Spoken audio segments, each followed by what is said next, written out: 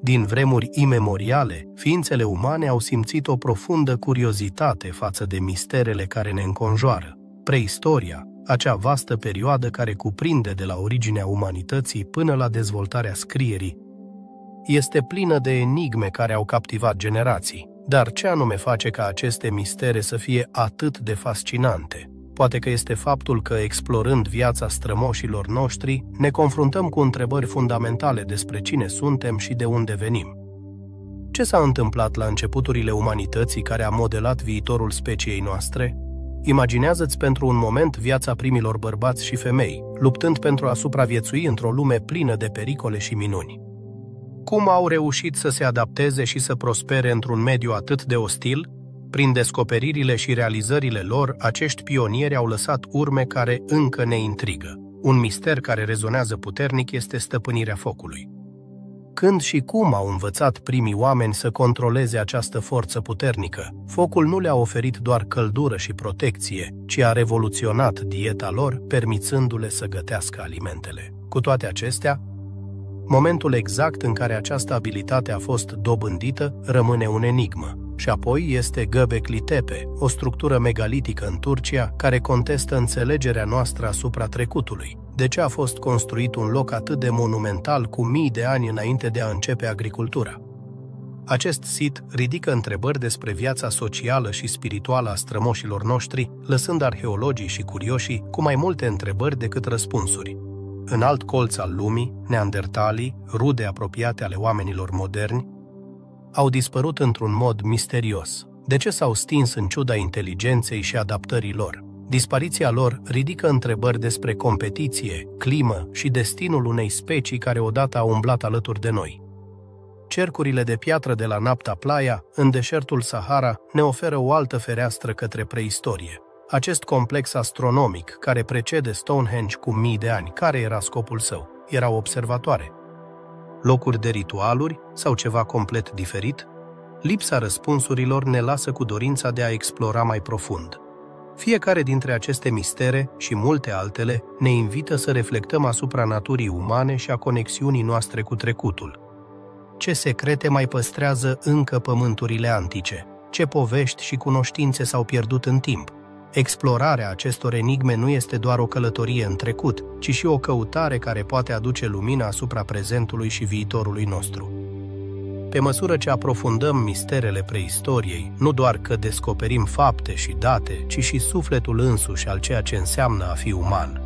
Așadar, alătură-te nouă în această călătorie prin timp, unde fiecare descoperire ne poate duce la noi întrebări și la o mai mare înțelegere a noastră înșine. Din vremuri imemoriale, focul a fost una dintre cele mai fascinante și transformatoare forțe din istoria umanității. Dar cum au reușit strămoșii noștri să-l stăpânească? Adevărul este că originea focului controlat rămâne un enigmă care intrigă cercetători și curioși deopotrivă. Primii oameni, în căutarea supraviețuirii, s-au întâlnit cu un element care, deși sălbatic și distrugător, oferea și căldură, protecție și posibilitatea de a găti alimente. Cu toate acestea, întrebarea persistă. Când și cum au învățat să-l aprindă? Au fost găsite dovezi de focuri controlate în diferite părți ale lumii, dar datarea lor este adesea imprecisă. Vestigiile cele mai vechi sugerează că această cunoștință ar putea avea mai mult de 1.000.000 de ani. Dar ce a determinat acești primi oameni să experimenteze cu focul? Poate a fost observația unui fulger care a aprins un copac, sau poate au fost flăcările unui vulcan în erupție. Curiozitatea născută a strămoșilor noștri ar fi putut fi motorul care a impulsionat această ispravă. Imaginează-ți pentru un moment momentul în care un grup de hominizi se află în fața unui foc de tabără. Ce emoții au simțit văzând flăcările dansând? Focul nu oferea doar lumină și căldură, oferea de asemenea o nouă formă de socializare. Nopțile reci deveneau calde, iar frica de întuneric se disipa. A fost oare această descoperire primul pas spre construirea comunităților? Focul, cu strălucirea și căldura sa, s-a transformat cu siguranță într-un simbol al unității. Dar cum au reușit să aprindă focul fără chibrituri sau brichete? Răspunsul ar putea fi în metode primitive precum frecarea a două lemne sau percuția pietrelor.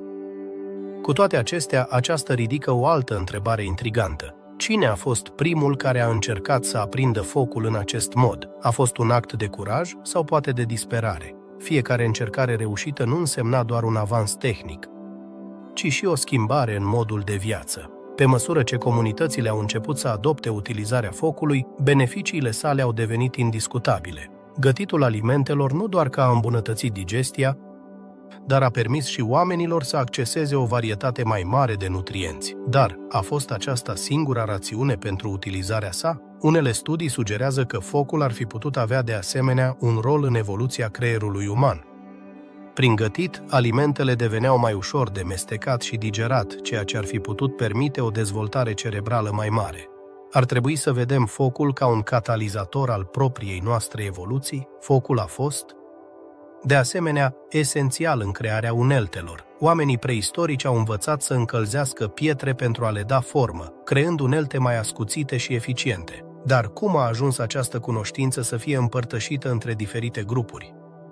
Transmiterea tehnicilor de-a lungul generațiilor ar fi putut fi fundamentală pentru dezvoltarea culturilor. Fiecare scânteie aprinsă reprezenta o nouă oportunitate de inovație. În ciuda acestor progrese, controlul focului nu a fost un proces lipsit de riscuri. Posibilitatea incendiilor necontrolate a fost întotdeauna prezentă. Cum își gestionau strămoșii noștri acest pericol? Poate prudența și respectul față de foc erau parte esențială a relației lor cu acest element. A învăța să mențină focul aprins pe timpul nopții era crucial, iar comunitatea ar fi putut să se organizeze pentru a-l proteja. Au stabilit ritualuri sau norme în jurul utilizării sale. Miturile și legendele care învăluie focul sunt, de asemenea, intrigante. În multe culturi, focul este văzut ca un dar al zeilor. Povestea lui Prometeu din mitologia greacă, care a furat focul de pe Olimp pentru a-l da umanității, reflectă această fascinație. Este posibil ca focul, prin natura sa transformătoare, să fi fost considerat sacru? Ritualurile din jurul focului în diferite culturi ar putea fi o manifestare a acestei conexiuni profunde. Focul, așadar, a devenit un element esențial în viața de zi cu zi, dar și în spiritualitate. Ceremoniile din jurul focului au fost parte a umanității din vremuri imemoriale, marcând evenimente importante precum nașteri, morți și sărbători. De ce acest element atât de basic a avut un impact atât de profund asupra credințelor și tradițiilor noastre? Răspunsul ar putea fi în capacitatea sa de a uni oamenii în jurul a ceva atât de elementar. Pe măsură ce umanitatea avansa, focul a devenit un simbol al civilizației. De la primele focuri de tabără până la casele moderne, controlul său a permis dezvoltarea culturii, științei și tehnologiei. Cu toate acestea, în ciuda importanței sale, misterul originii sale rămâne nerezolvat. Câte generații de oameni au încercat să aprindă o scânteie înainte de a reuși în sfârșit? Fiecare încercare eșuată ar fi putut fi un pas mai aproape de viitor. În concluzie, focul nu este doar un instrument, ci un element care a modelat istoria umanității. Stăpânirea sa a marcat începutul unei noi ere, în care curiozitatea, inovația și comunitatea s-au unit pentru a crea un drum spre viitor. Deși mai sunt multe întrebări fără răspuns despre cum au reușit strămoșii noștri să controleze focul, impactul pe care l-a avut asupra evoluției și culturii noastre este indiscutabil. Ce alte mistere ne așteaptă în istoria umanității? Căutarea răspunsurilor continuă, iar focul va rămâne un simbol al capacității noastre de a explora necunoscutul. Göbekli Tepe, un loc care provoacă înțelegerea noastră despre începuturile civilizației. Ce mister ascunde acest vechi sanctuar? Situat în actuala Turcia, acest sit megalitic datează dintr-o epocă în care agricultura încă nu fusese descoperită. De ce o societate de vânători-culegători s-ar dedica construirii unor structuri atât de monumentale? Pe măsură ce ne adâncim în secretele sale, este imposibil să nu ne întrebăm ce i-a motivat pe strămoșii noștri să investească atât de mult efort în aceste edificii impresionante. Pietrele de la Göbekli Tepe sunt sculptate cu reliefuri complicate de animale și simboluri care par să prindă viață cu fiecare privire. Ce înseamnă cu adevărat aceste reprezentări? Unii cercetători sugerează că locul ar fi putut fi un centru ceremonial, un punct de întâlnire unde comunitățile se adunau pentru ritualuri și sărbători. Cu toate acestea, absența dovezilor de așezări permanente în apropiere ridică o întrebare neliniștitoare. Cine erau cu adevărat constructorii acestui loc enigmatic? Datarea Göbekli Tepe plasează construcția sa într-o perioadă care se întinde de la al 9-lea mileniu înainte de Hristos, cu mult înainte ca oamenii să înceapă să cultive pământul. Cum este posibil ca o societate atât de primitivă să fi realizat o astfel de ispravă arhitecturală? Răspunsul ar putea fi în colaborare și organizarea socială. Acest complex ar necesita o planificare meticuloasă și o forță de muncă considerabilă. Dar ce tip de relații sociale și credințe i-au motivat pe oameni să lucreze la un proiect atât de monumental? Arheologii au descoperit că pietrele cele mai mari cântăresc câteva tone, ceea ce sugerează că constructorii trebuiau să posede cunoștințe avansate în tehnici de construcție și transport. De unde a provenit această înțelepciune? Unele teorii sugerează că primii oameni au dezvoltat abilități de inginerie rudimentare prin practică și experiență comună. Cu toate acestea, acest lucru nu explică de ce au decis să construiască un loc atât de extraordinar într-un moment în care supraviețuirea zilnică era o luptă constantă. Locația Göbekli Tepe este de asemenea intrigantă. Situat într-o regiune bogată în resurse, a fost acest loc un punct strategic pentru comunitățile de vânători-culegători? Sau, dimpotrivă, reprezintă un sacrificiu al vieții cotidiene în favoarea a ceva mai mare, poate spiritual? Acest dilema între necesitate și devoțiune este un subiect recurent în istoria umanității. Ar putea fi ca construcția acestui sanctuar să simbolizeze o schimbare în modul în care oamenii se vedeau pe ei înșiși și lumea din jurul lor? Descoperirile de pe sit au contestat narațiunea tradițională despre dezvoltarea umană. De mult timp se credea că agricultura era un pas crucial către civilizație. Dar ce ar fi dacă Göbekli Tepe sugerează că religia și spiritualitatea au fost forțele motivaționale din spatele primelor așezări? Ideea unui loc sacru ar fi putut încuraja cooperarea între grupurile umane, facilitând dezvoltarea de conexiuni sociale care au dus la formarea eventuală a satelor și orașelor. Unii cercetători au formulat ipoteza că construcția sanctuarului ar fi putut fi un catalizator pentru tranziția către agricultură. Ar fi putut apărea necesitatea de a produce mai multe alimente pentru a susține muncitorii care ridicau aceste structuri impresionante? Aceasta ridică întrebarea dacă spiritualitatea a fost scânteia care a aprins flacăra civilizației. Fără îndoială, Göbekli Tepe ne invită să reflectăm asupra modului în care credințele pot modela viața umană. În acest context, ritualurile joacă un rol central. Ce tip de ceremonie ar fi putut avea loc la Göbekli Tepe? Dovezile sugerează că cultul morților și venerarea forțelor naturale ar fi putut fi fundamentale. Anticii ar fi putut vedea în sculpturile lor un mijloc de a comunica cu lumea de dincolo sau cu entități divine. Modul în care oamenii antici se ocupau de moarte și de viața de apoi este un aspect fascinant care rămâne un subiect de studiu. Controversa cu privire la scopul Göbekli Tepe continuă. Unii cred că situl a fost un centru de adorare, în timp ce alții sugerează că ar fi putut avea un scop mai practic, cum ar fi un loc de întâlnire sezonier. Ce părere ai? Adevărul este că pe măsură ce se fac mai multe săpături, fiecare descoperire ne apropie puțin mai mult de înțelegerea acestui loc enigmatic. Cu toate acestea, în ciuda progreselor în cercetare, Göbekli Tepe rămâne un enigmă. Fiecare descoperire ridică noi întrebări. Cât de mult putem învăța din acest sit? Istoria umanității este, într-o mare măsură, un puzzle, iar Göbekli Tepe este una dintre piesele sale cele mai intrigante. Ce alte surprize ne rezervă preistoria? Importanța Göbekli Tepe constă nu doar în magnificența sa arhitecturală, ci și în lumina pe care o aruncă asupra originilor noastre ca specie. Ne invită să ne punem întrebări despre modul în care înțelegem evoluția umană, religia și societatea. Într-o lume care caută adesea răspunsuri rapide, acest vechi sanctuar ne amintește că cele mai profunde mistere pot fi ascunse în umbrele timpului. Așadar, ce putem învăța din Göbekli Tepe? Poate cea mai valoroasă lecție este că curiozitatea și căutarea cunoștințelor sunt inerente condiției umane. Pe măsură ce explorăm misterele trecutului nostru, ne apropiem și de o mai bună înțelegere a cine suntem și de unde venim. Și pe acest drum, Göbekli Tepe va continua să fie o sursă de inspirație și uimire pentru generațiile viitoare.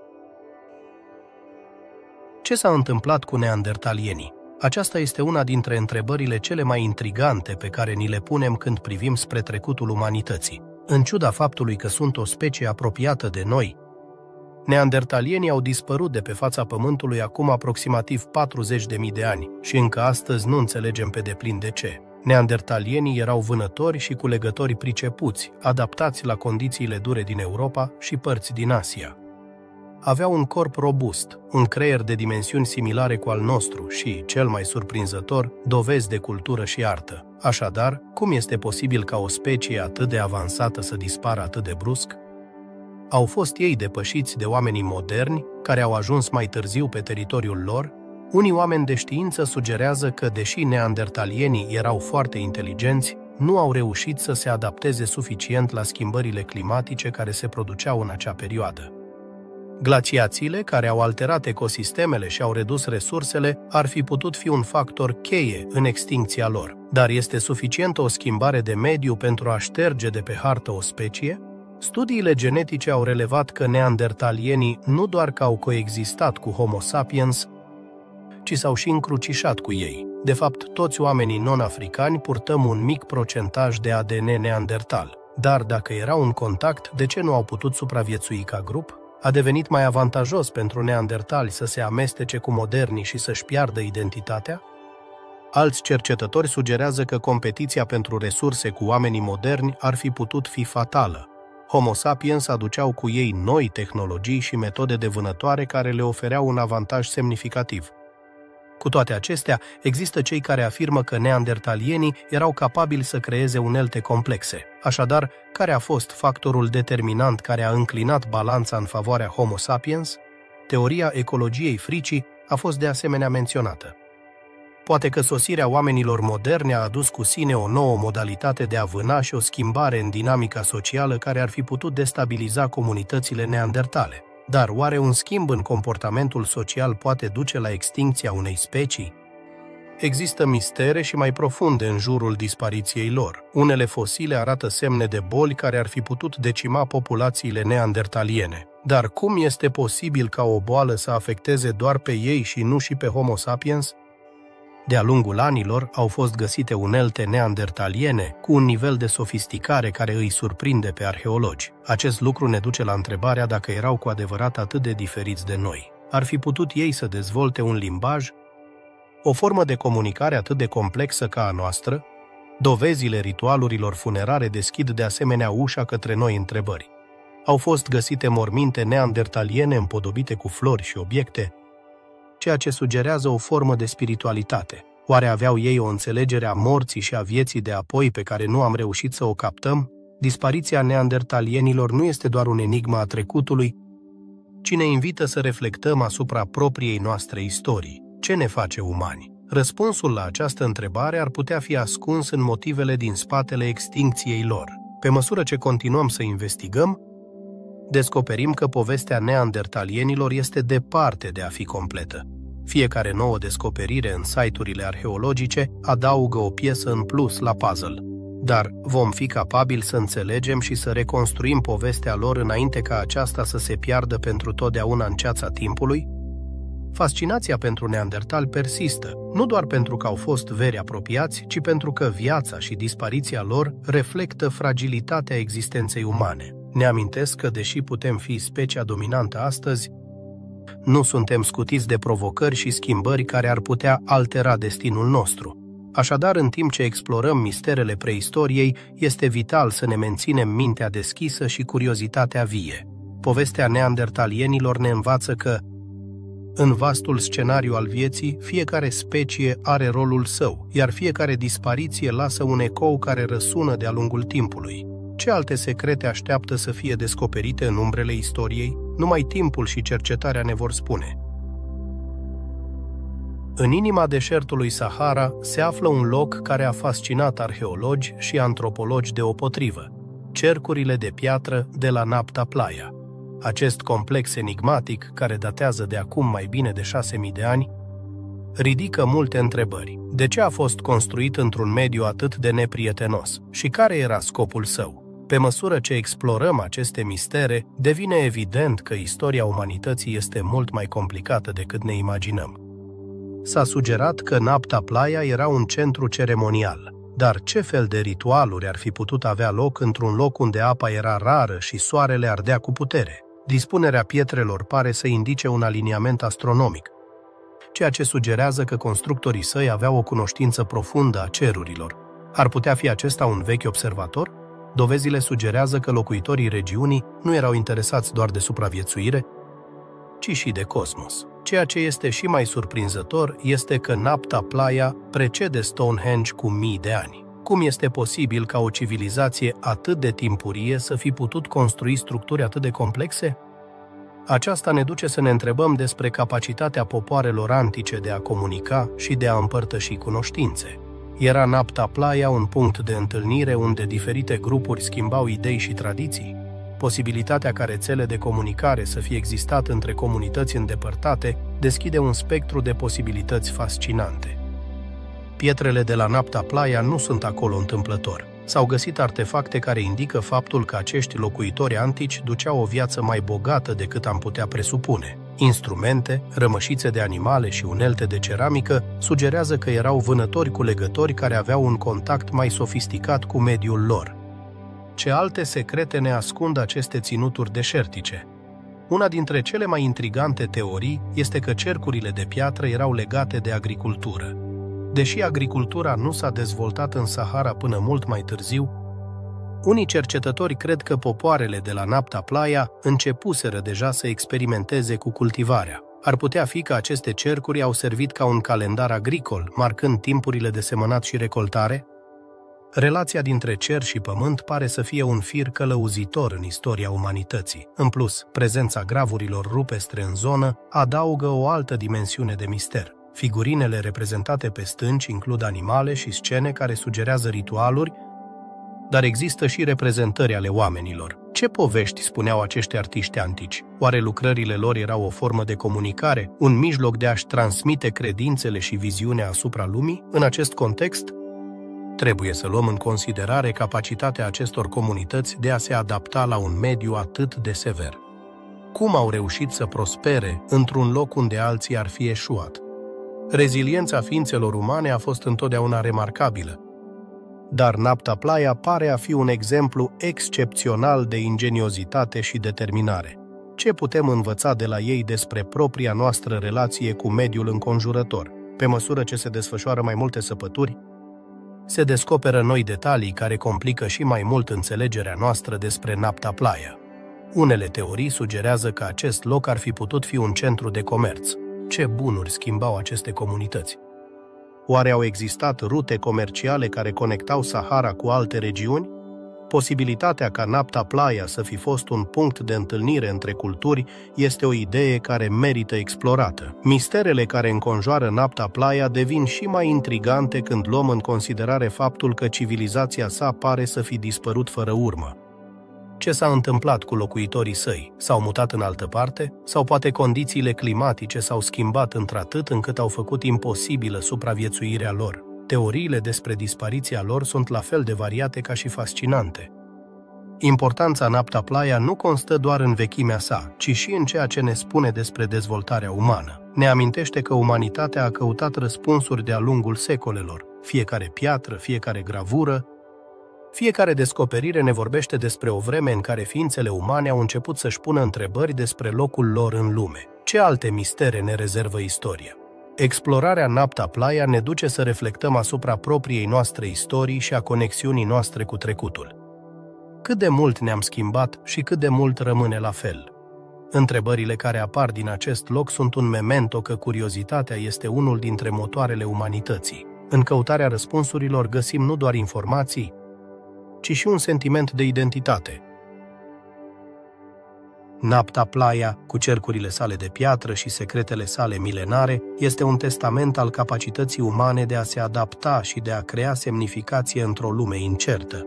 Fascinația pentru acest loc nu constă doar în ceea ce știm, ci și în ceea ce mai avem de descoperit. Pe măsură ce continuăm să cercetăm, fiecare nouă descoperire ne apropie puțin mai mult de a înțelege cine suntem și de unde venim. Așa că data viitoare când privești cerul înstelat, amintește-ți că acum mii de ani și alți oameni au ridicat privirea, plini de întrebări și uimire. Ce mistere ne mai așteaptă în vastul deșert al istoriei?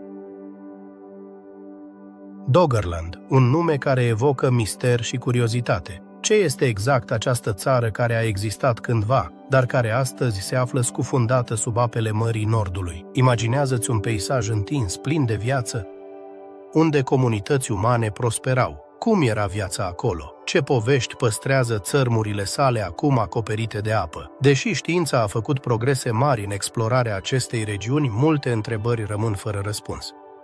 Se crede că Doggerland era un pod între insulele britanice și continentul european, un loc unde diferite culturi se întâlneau și schimbau.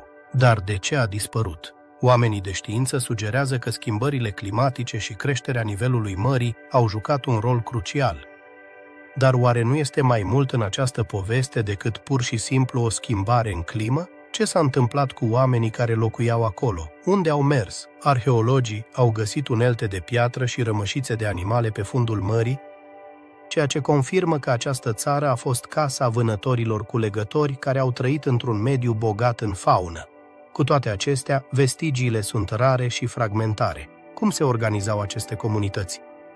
Oare aveau un fel de structură socială? Dovezile sugerează că erau experți în vânătoare și pescuit, dar mai rămâne mult de descoperit despre modul lor de viață. Să ne imaginăm o zi în Doggerland. Familiile se adună pentru a pescui în apele bogate care înconjoară căminul lor. Dar ce s-ar întâmpla dacă într-o zi clima ar începe să se schimbe drastic? Furtunile devin mai frecvente și marea începe să invadeze pământurile lor. Anxietatea și frica trebuie că au crescut în rândul locuitorilor. Cum ar fi făcut față acestei situații? Migrarea forțată este o posibilitate, dar ar fi putut încerca și să se adapteze la schimbări. Poveștile despre Doggerland sunt și mai intrigante când luăm în considerare conexiunea sa cu alte culturi ale vremii. Oare aveau contact cu popoarele care locuiau în ceea ce este astăzi Marea Britanie, sau poate cu cei care erau mai la sud în Europa? Conexiunile dintre culturile preistorice sunt o enigmă pe care cercetătorii încearcă să o rezolve. Dispariția Doggerlandului ar fi putut avea repercusiuni în întreaga Europa. Pe măsură ce apa acoperea peisajul, poveștile acestor comunități s-au estompat. Dar ce moștenire au lăsat? Unii susțin că popoarele care au venit mai târziu, în insulele britanice, ar fi putut moșteni cunoștințe și tradiții de la cei care au trăit în Doggerland. Este posibil ca anumite mituri sau legende din antichitate să aibă rădăcini în această țară pierdută? Oamenii de știință au folosit tehnologia avansată pentru a explora fundul mării în căutarea unor indicii suplimentare despre Doggerland.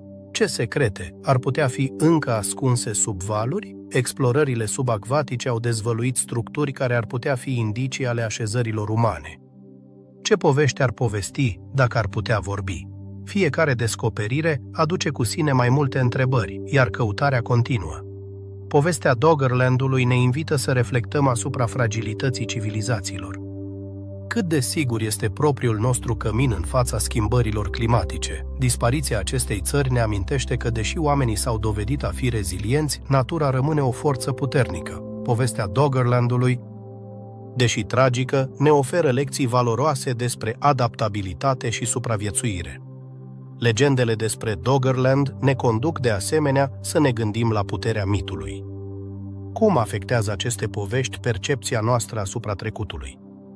Narațiunile despre țări pierdute au existat în multe culturi, de la Atlantida până la miturile nordice. Ar putea Doggerland să fie una dintre acele povești care au dăinuit de-a lungul timpului, transformându-se în legende care ne învață despre propria noastră existență? De fiecare dată când privim oceanul, oare nu ne întrebăm ce mistere ar putea fi ascunse în adâncurile sale? Căutarea Doggerlandului este doar un exemplu de cum trecutul continuă să influențeze prezentul. Poveștile strămoșilor noștri, luptele și triumfurile lor răsună în viața noastră de zi cu zi, chiar dacă nu suntem întotdeauna conștienți de acest lucru. În prezent, cercetarea despre Doggerland nu caută doar să înțeleagă istoria sa, ci și modul în care aceste comunități au interacționat cu mediul lor. Studiile despre viața marină și ecosistemele din regiune sunt fundamentale pentru a înțelege cum s-au adaptat oamenii, ce putem învăța de la ei în lupta noastră împotriva schimbărilor climatice. Pe măsură ce explorările continuă, întrebările despre Doggerland par să se înmulțească. Ce alte secrete ascunde Marea Nordului? Fiecare nouă descoperire ne împinge să aprofundăm istoria umanității. Doggerland este mai mult decât un simplu sit arheologic. Este un memento că istoria noastră este plină de mistere care așteaptă să fie dezvăluite. Povestea Doggerlandului ne invită să privim înapoi și înainte. Cum se va dezvolta propria noastră poveste? Conexiunea dintre trecut și prezent este inegabilă, iar căutarea răspunsurilor despre Doggerland este doar o parte a unui puzzle mult mai mare. Fascinația pentru misterele preistoriei nu doar că ne ajută să înțelegem de unde venim, ci și să ne imaginăm încotro putem merge. În adâncul său, Doggerland este un simbol al ceea ce am pierdut și al ceea ce încă putem găsi în vasta istorie a umanității. Tranziția către agricultură este unul dintre marile enigme pe care ni le pune preistoria. Cum a fost posibil ca, în diferite părți ale lumii și aproape simultan, grupuri umane să decidă să abandoneze viața nomadă și să devină agricultori?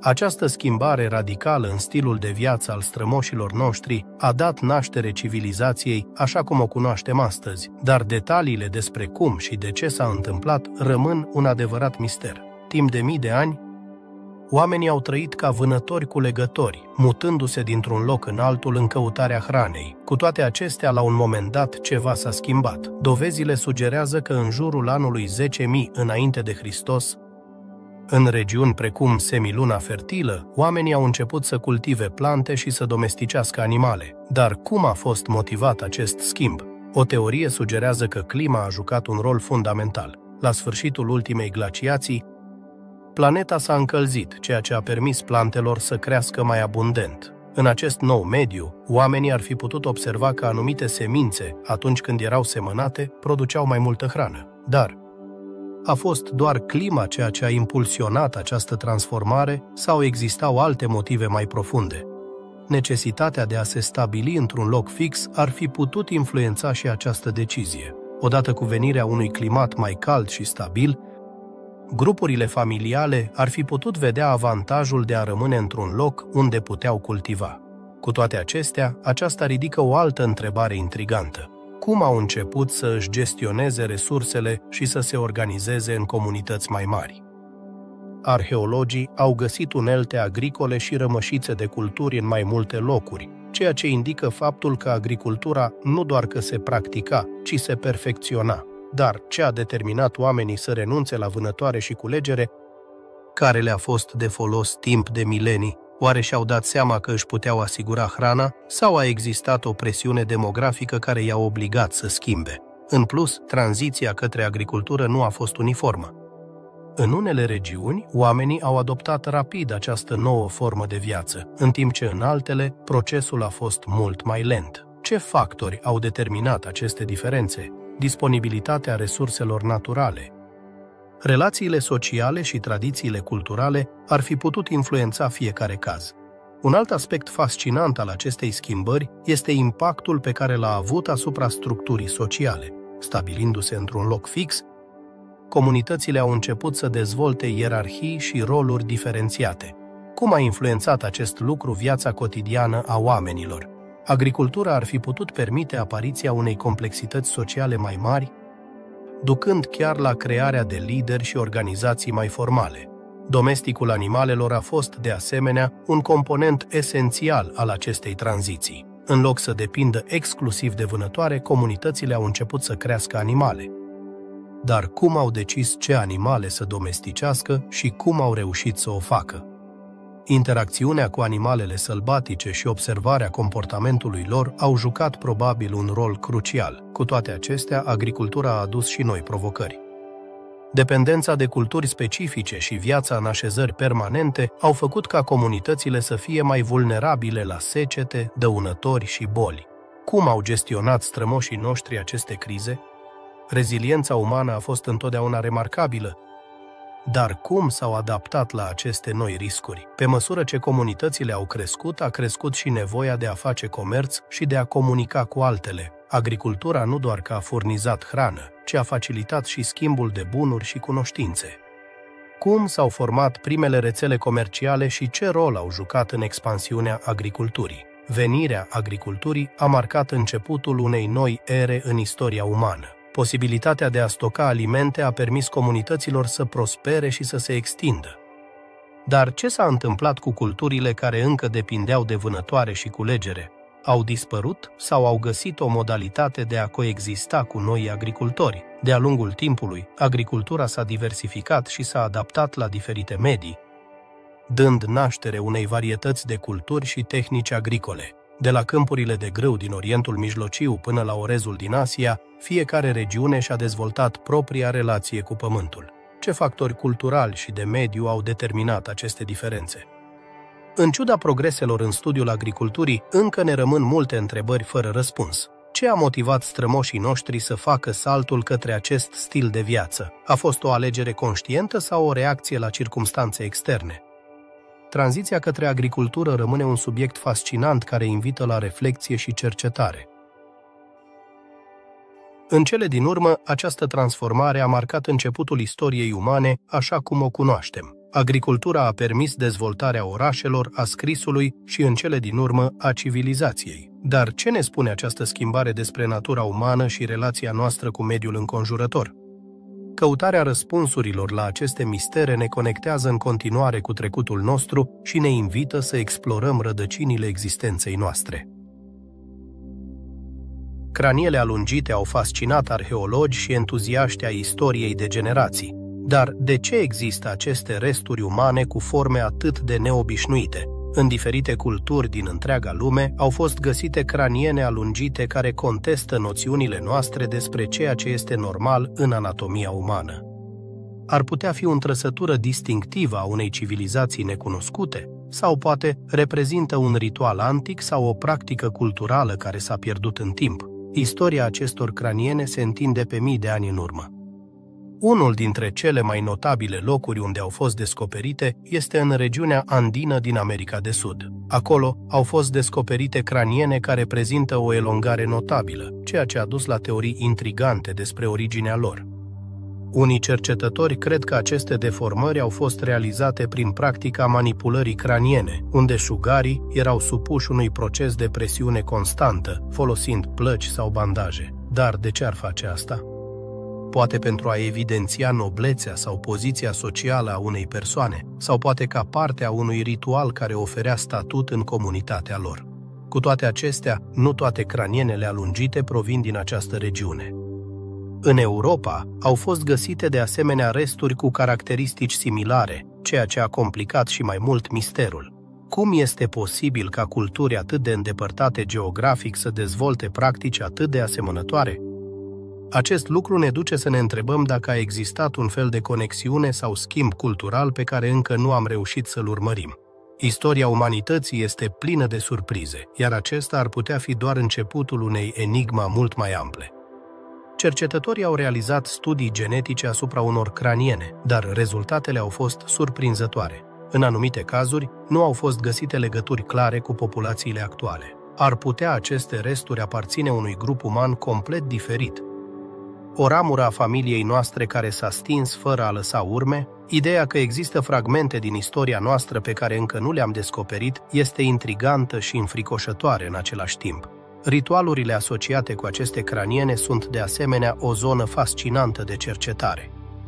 În unele culturi, elongarea craniului era considerată un simbol al frumuseții. Dar ce alte credințe erau în spatele acestei practici? Unii experți sugerează că ar fi putut fi legată de spiritualitate sau de conexiunea cu divinul. Este posibil ca aceste comunități să fi crezut că forma craniului oferea anumite abilități sau chiar protecție împotriva forțelor supranaturale. Descoperirile arheologice au relevat că, în unele cazuri, cranienele alungite erau îngropate cu obiecte de mare valoare, ceea ce indică că erau considerate indivizi importanți. Dar ce se întâmpla cu cei care nu aveau această caracteristică? Erau disprețuiți sau pur și simplu invizibili în istorie?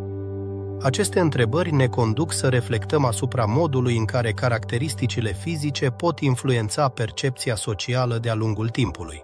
Controversa nu se oprește aici. Unele teorii mai extreme sugerează că aceste craniene ar putea fi dovezi ale contactului cu civilizații extraterestre. Deși această idee poate părea nebunească pentru unii, a capturat imaginația multora. Ar putea fi ca, într-un anumit moment din istorie, umanitatea să fie avut întâlniri cu ființe din alte lumi? Știința a demonstrat că biologia umană este destul de adaptabilă, dar posibilitatea ca alte ființe să fie influențat dezvoltarea noastră este un subiect intrigant pe care nu-l putem ignora. Unii cercetători au propus că practica manipulării craniene a fost o reacție la schimbările din mediu.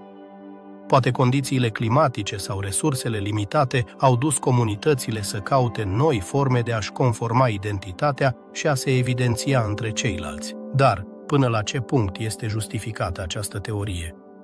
Ar putea fi că nevoia de apartenență și distincție este o trăsătură umană fundamentală care se manifestă în diverse forme de-a lungul istoriei?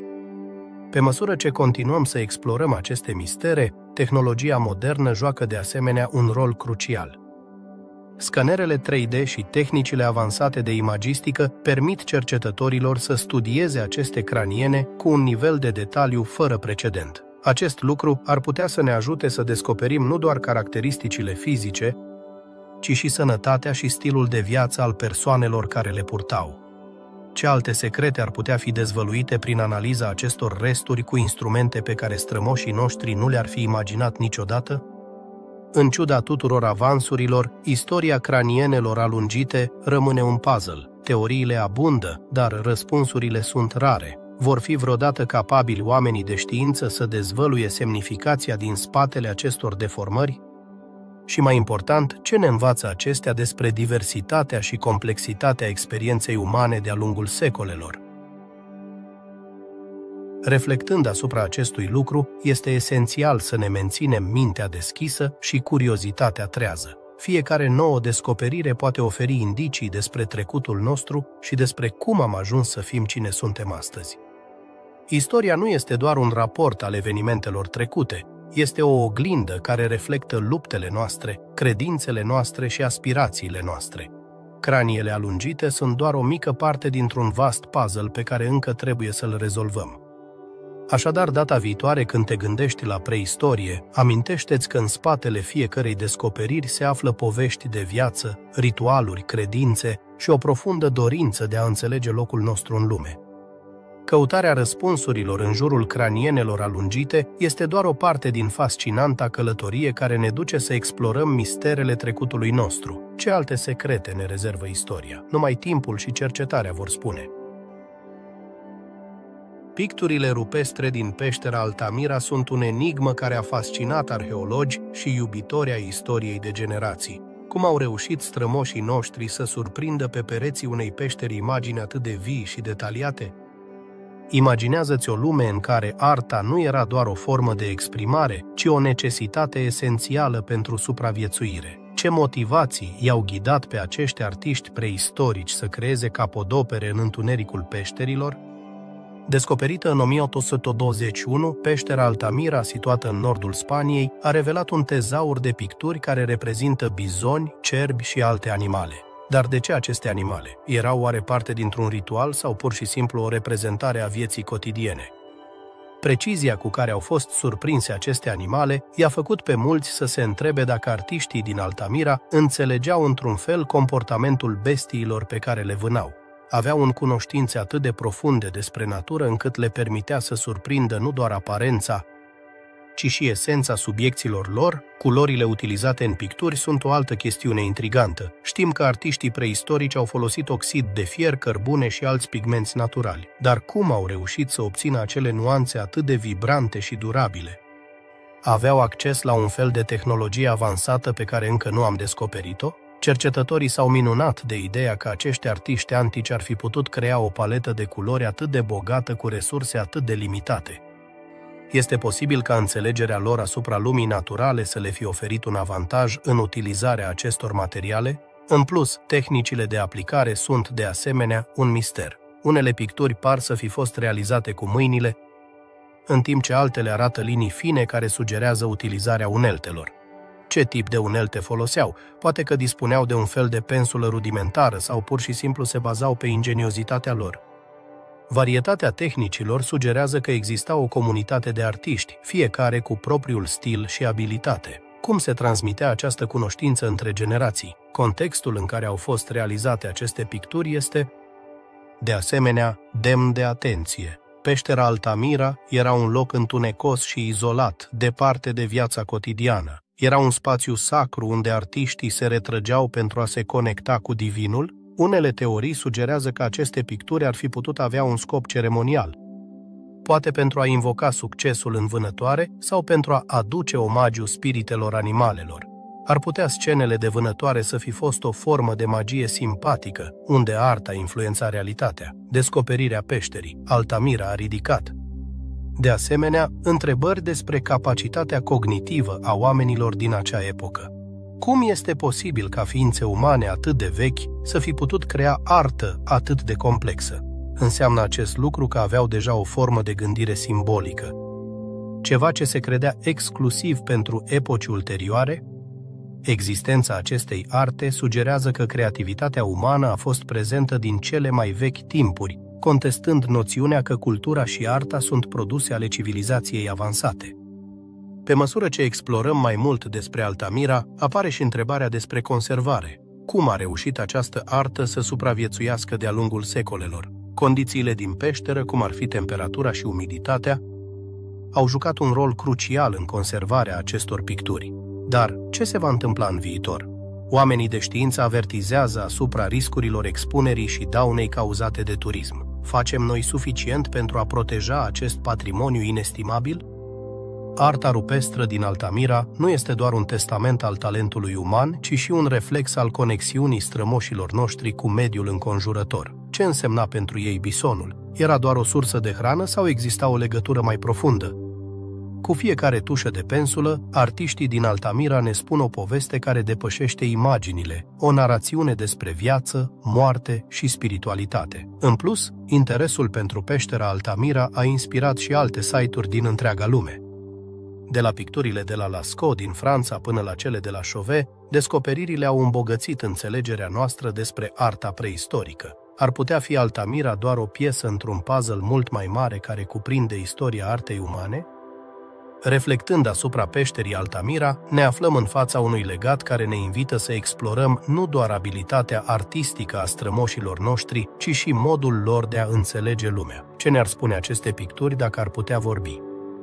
Poate ne-ar aminti că arta este o constantă în experiența umană, un fir care leagă generațiile de-a lungul timpului.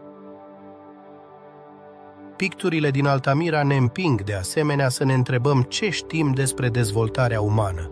Până unde ajunge capacitatea noastră de uimire și creativitate? Fiecare nouă descoperire din peșteră ridică mai multe întrebări decât răspunsuri, contestând percepțiile noastre despre evoluția umanității. Ce alte secrete ar putea fi ascunse în umbrele peșterilor noastre? În cele din urmă, arta rupestră din Altamira nu este doar un vestigiu al trecutului, ci un memento al propriei noastre umanități. Ne invită să privim înapoi și să considerăm cum am ajuns aici și, în același timp, ne impulsionează să continuăm să explorăm și să înțelegem ce alte mistere ale preistoriei ne așteaptă să fie descoperite. Căutarea răspunsurilor continuă, iar fiecare nouă descoperire ne apropie puțin mai mult de gândurile și sentimentele strămoșilor noștri. Harta lui Piri Reis este una dintre cele mai enigmatice lucrări cartografice din istorie. Te-ai întrebat vreodată cum este posibil ca o hartă de 500 de ani să reprezinte cu atâta precizie țărmuri care au fost cunoscute doar în timpurile moderne?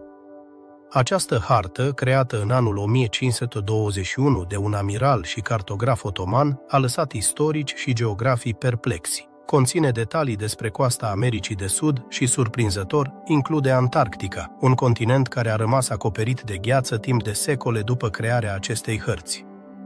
Întrebarea care apare este: de unde a obținut Piri Reis aceste informații atât de precise? Unii cred că s-a bazat pe hărți vechi, posibil de origine egipteană sau feniciană, care au explorat deja aceste regiuni. Cu toate acestea, absența dovezilor tangibile care să susțină această teorie lasă un văl de mister asupra subiectului. Este posibil ca civilizații antice să fie avut o cunoaștere geografică mai amplă decât cea care le este atribuită? Examinând harta, se pot observa detalii uimitoare. De exemplu, munții Anzi sunt reprezentați într-un mod care, în ciuda simplității lor, sunt surprinzător de precisi. Cum a putut un cartograf din secolul al XVI-lea să capteze elemente geografice atât de complexe? Unii cercetători sugerează că poate au fost utilizate tehnici avansate de navigație, dar totuși, acest lucru nu explică cum s-a reușit să se reprezinte Antarctica fără gheață în acel moment. Harta lui Piri Reis nu este doar remarcabilă prin conținutul său, ci și prin metoda de elaborare. Se spune că a utilizat un amestec de hărți pe care le-a adunat din diferite surse, inclusiv de la exploratori europeni. Cu toate acestea, misterul persistă. Cum a reușit să acceseze acele hărți și, mai important, cum a știut să le interpreteze cu atâta măiestrie? Aceasta ne duce la întrebarea dacă a existat o cunoaștere colectivă care s-a pierdut în timp. O altă întrebare fascinantă este scopul hărții.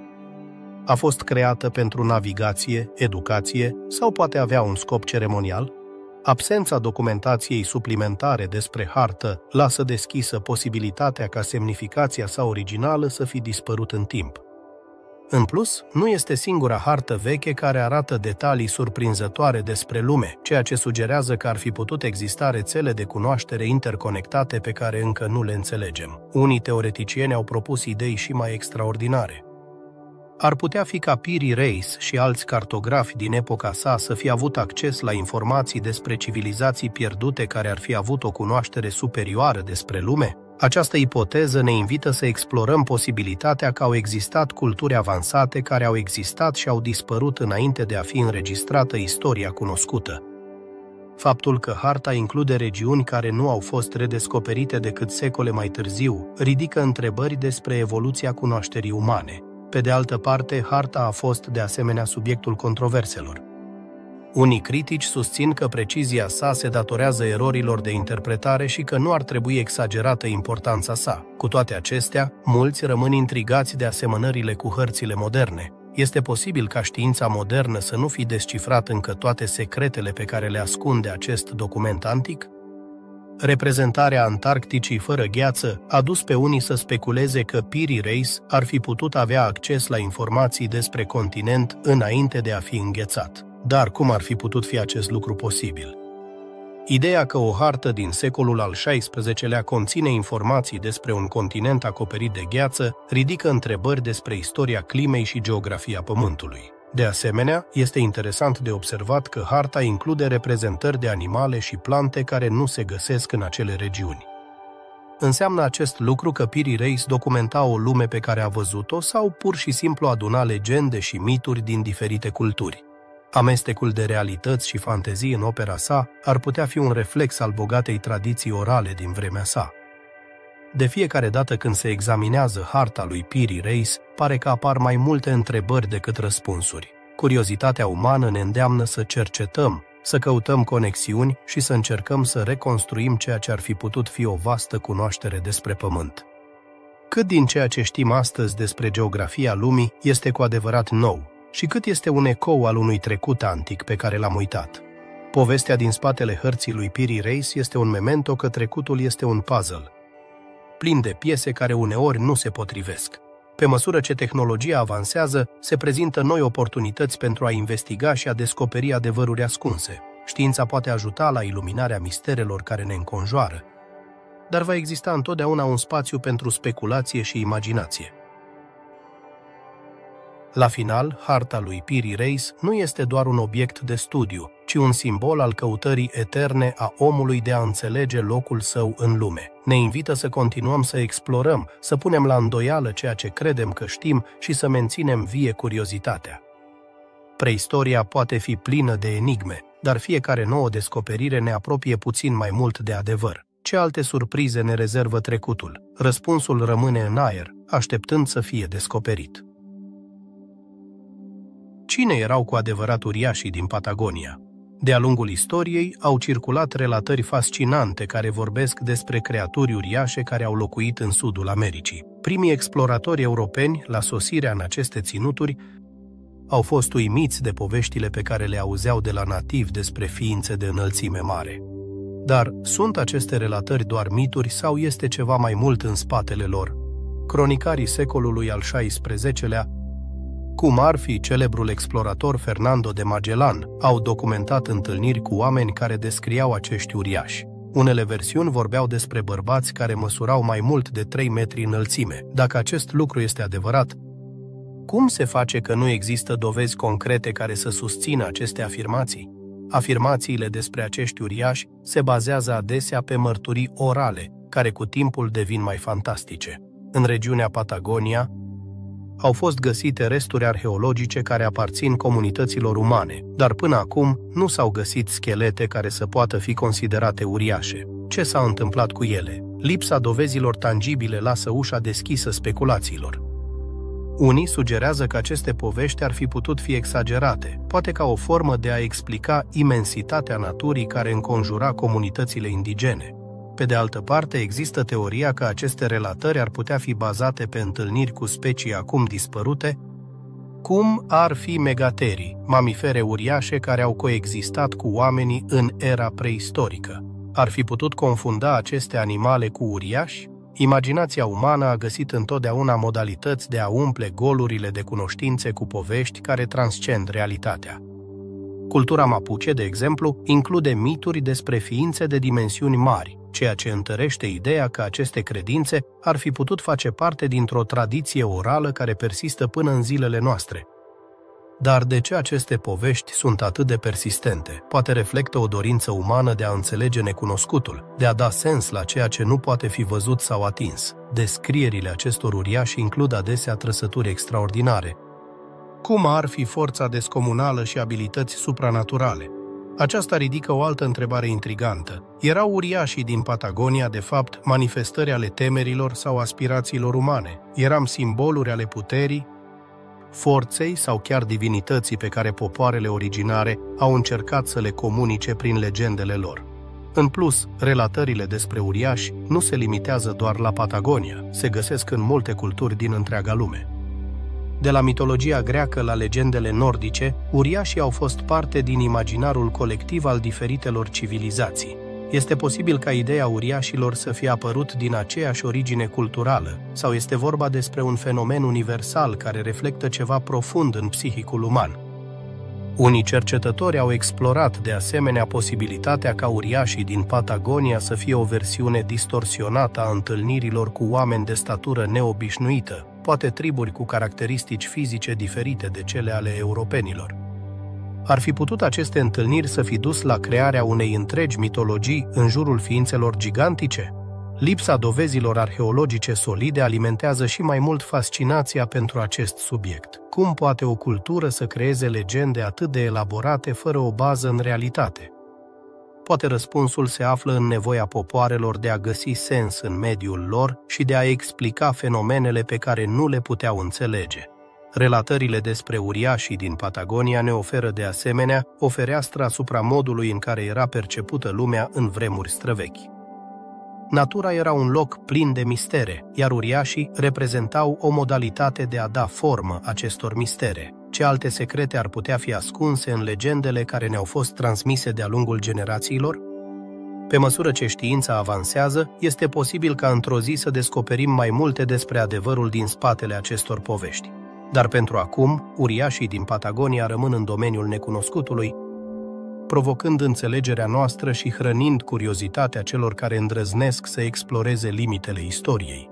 Fenomenul uriașilor ne amintește că istoria nu este întotdeauna spusă într-un mod liniar. Narațiunile, miturile și legendele sunt parte esențială a memoriei colective a umanității. Cât din ceea ce considerăm adevăr acum ar putea, în viitor, să fie văzut ca parte a unei narațiuni mai largi pe care încă nu am înțeles-o complet? La final, uriașii din Patagonia sunt mai mult decât simple relatări despre ființe colosale. Sunt un memento al complexității istoriei umane și al necesității de a continua să cercetăm misterele care ne înconjoară. Căutarea adevărului poate dura timp, dar fiecare descoperire ne apropie puțin mai mult de dezvăluirea enigmelor trecutului nostru. Te-ai îndrăzni să continui să explorezi aceste mistere alături de noi? Ce ai gândit dacă ți-aș spune că în Olduvai, Tanzania, au fost găsite unelte care par prea avansate pentru epoca primilor noștri strămoși? Este un loc care a fost o adevărată comoară pentru arheologi, dar și o enigmă fascinantă. Uneltele de piatră care au fost descoperite acolo nu doar că arată o abilitate surprinzătoare, ci ne fac să punem la îndoială tot ce credem că știm despre evoluția umanității. Cum este posibil ca strămoșii noștri, care au trăit într-o lume atât de primitivă, să fi putut crea obiecte atât de sofisticate? Primele unelte de piatră, cunoscute sub numele de unelte de Olduvai, datează de acum mai bine de 2 milioane de ani. Dar ce le face atât de speciale? Răspunsul se află în designul lor. Unele dintre aceste ustensile prezintă caracteristici care sugerează un nivel de gândire și planificare care depășește ceea ce s-ar aștepta de la ființe umane la începuturile lor. Oare acești hominizi aveau o înțelegere a utilizării uneltelor pe care nu am reușit să o apreciem până acum? Imaginează-ți o scenă în care un grup de hominizi lucrează împreună, folosind unelte de piatră pentru a vâna și a colecta. Dar ceea ce este intrigant este că unele dintre obiectele găsite par să indice o utilizare specializată. De exemplu, există unelte care par să fi fost concepute special pentru a tăia carne. Oare asta înseamnă că aveau deja cunoștințe despre vânătoare și pregătirea alimentelor pe care nu le-am considerat? Complexitatea acestor unelte ridică întrebări profunde despre inteligența strămoșilor noștri. Dacă deja fabricau unelte atât de avansate, ce altceva ar fi putut face ce nu am descoperit? Unii arheologi cred că aceste unelte ar fi putut fi rezultatul unei transmiteri de cunoștințe între generații, ceea ce sugerează că exista o formă de învățare socială în joc. Poate că acești primii oameni au dezvoltat o cultură care favoriza învățarea și educația. Pe măsură ce explorăm mai mult despre aceste unelte, descoperim că unele dintre ele au caracteristici care par să fi fost perfecționate în comparație cu altele din epocă. Tehnicile de fabricație sunt surprinzătoare, deoarece implică un control remarcabil asupra materialului. Cum au reușit hominizii din Olduvai să obțină o astfel de măiestrie din simple pietre? Aceasta ne duce la întrebarea cât de mult știau despre natura și resursele care îi înconjurau. Unii cercetători sugerează că uneltele de Olduvai nu au fost create doar pentru a satisface nevoi imediate, ci că ar fi putut avea și un scop mai semnificativ. Oare ar fi putut fi folosite în ritualuri sau ceremonii? Posibilitatea ca aceste obiecte să aibă o valoare simbolică adaugă o nouă dimensiune de mister la povestea lor. Ce însemnau aceste unelte pentru identitatea acestor primi oameni? Descoperirile din Olduvai nu doar că contestă percepția noastră asupra capacității cognitive a hominizilor, ci deschid și ușa reflecției asupra propriei noastre evoluții ca specie. Dacă acești primi oameni puteau fabrica unelte atât de sofisticate, ce putem învăța despre propria noastră evoluție? Poate cheia pentru a înțelege trecutul nostru se află în examinarea acestor realizări extraordinare. Controversa care înconjoară uneltele de Olduvai este de asemenea demnă de menționat. Unii critici susțin că ar putea fi rezultatul unor procese naturale, nu al mâinii unui om. Dar până la ce punct putem atribui naturii crearea unor obiecte atât de elaborate? Discuția devine intensă între arheologi și oameni de știință, în timp ce încearcă să descopere adevărul din spatele acestor descoperiri. Pe măsură ce explorăm mai mult situl de Olduvai, ne dăm seama că nu este vorba doar despre unelte. Au fost găsite și resturi de faună și alte artefacte care oferă contexte valoroase. Ce ne spun aceste resturi despre interacțiunea dintre primii oameni și mediul lor? Fiecare descoperire dezvăluie o poveste mai bogată și mai complexă decât ne-am imaginat vreodată. Întrebarea rămâne: ce înseamnă toate acestea pentru înțelegerea noastră a istoriei umane? Uneltele de Olduvai nu sunt doar obiecte, sunt un memento că istoria noastră este plină de surprize și mistere. Evoluția nu este o linie dreaptă, ci un drum plin de întorsături neașteptate. Fiecare descoperire este un pas spre o mai bună înțelegere a cine suntem și de unde venim. Și dacă aceste unelte sunt doar vârful icebergului? Cu fiecare nouă săpătură apar mai multe întrebări decât răspunsuri. Știința avansează, dar misterele preistoriei rămân. Ce alte secrete se ascund sub pământ, așteptând să fie descoperite de generații viitoare de exploratori și oameni de știință? Ceea ce știm despre uneltele de Olduvai este doar un fragment dintr-o poveste mult mai amplă. Aceste descoperiri ne invită să continuăm să cercetăm, să ne adâncim în trecut și să ne deschidem mintea către noi posibilități. Preistoria este plină de enigme care ne provoacă să ne reconsiderăm înțelegerea umanității. În cele din urmă, fascinația pentru uneltele de Olduvai nu se bazează doar pe vechimea lor, ci pe ceea ce reprezintă. Ingeniozitatea umană, curiozitatea și dorința de a supraviețui și a prospera într-o lume sălbatică. Pe măsură ce continuăm călătoria noastră prin misterele preistoriei, să ne amintim că fiecare descoperire este o oportunitate de a învăța și de a crește, nu doar ca indivizi, ci ca specie. În inima Anzilor, într-un loc cunoscut sub numele de Tiahuanaco, se află niște statui de piatră care contestă înțelegerea noastră asupra tehnologiei preistorice. Aceste structuri impunătoare au lăsat perplexi arheologi și oameni de știință de-a lungul generațiilor. Cum au putut fi creați oameni de acum mii de ani piese atât de elaborate și precise, fără uneltele de metal pe care le cunoaștem astăzi? Întrebarea răsună în mințile noastre în timp ce ne adâncim în secretele acestei civilizații antice. Statuile, multe dintre ele ridicându-se cu o înălțime impresionantă, sunt sculptate în andezit, o rocă vulcanică extrem de dură. Pentru a pune acest lucru în perspectivă, imaginează-ți să încerci să sculptezi o capodoperă într-o piatră atât de rezistentă. Ce tip de unelte ar fi folosit strămoșii noștri pentru a realiza o astfel de ispravă? Majoritatea cercetătorilor sunt de acord că nu dispuneau de instrumentele pe care le considerăm astăzi de bază. Dar cum este posibil să fi realizat o astfel de precizie în lucrările lor? Teoriile despre creația lor sunt la fel de diverse pe cât sunt de intrigante. Unii sugerează că ar fi putut folosi tehnici de abraziune cu materiale mai dure. Cum ar fi nisipul pentru a uza piatra? Cu toate acestea, această idee ridică mai multe întrebări. Cât timp ar fi durat unui singur sculptor să finalizeze o singură statuie? Magnitudinea acestor lucrări sugerează un efort colectiv, posibil organizat, ceea ce ne duce la întrebarea: care era structura socială a Tiahuanaco? Pe lângă tăietura lor impresionantă, statuile din Tiahuanaco sunt decorate cu simboluri și figuri care par să aibă o semnificație profundă. Unii cercetători cred că reprezintă divinități sau strămoși importanți. Ce povești se ascund în spatele fiecărei figuri sculptate? Reprezentările ar putea oferi indicii despre credințele și cultura acestei civilizații. Cu toate acestea, lipsa înregistrărilor scrise ne lasă în întuneric, fără a putea descifra cu certitudine semnificația lor. Un alt aspect fascinant al acestor statui este alinierea lor. Multe dintre ele sunt poziționate într-un mod care pare să fie conectat cu astrele. Aveau locuitorii din Tiahuanaco cunoștințe avansate de astronomie? Unii cred că erau capabili să prezică evenimente cerești, ceea ce le-ar fi oferit un avantaj semnificativ în agricultură și viața cotidiană. Dar cum au dobândit această înțelepciune fără unelte moderne? Locația Tiahuanaco este de asemenea demnă de menționat.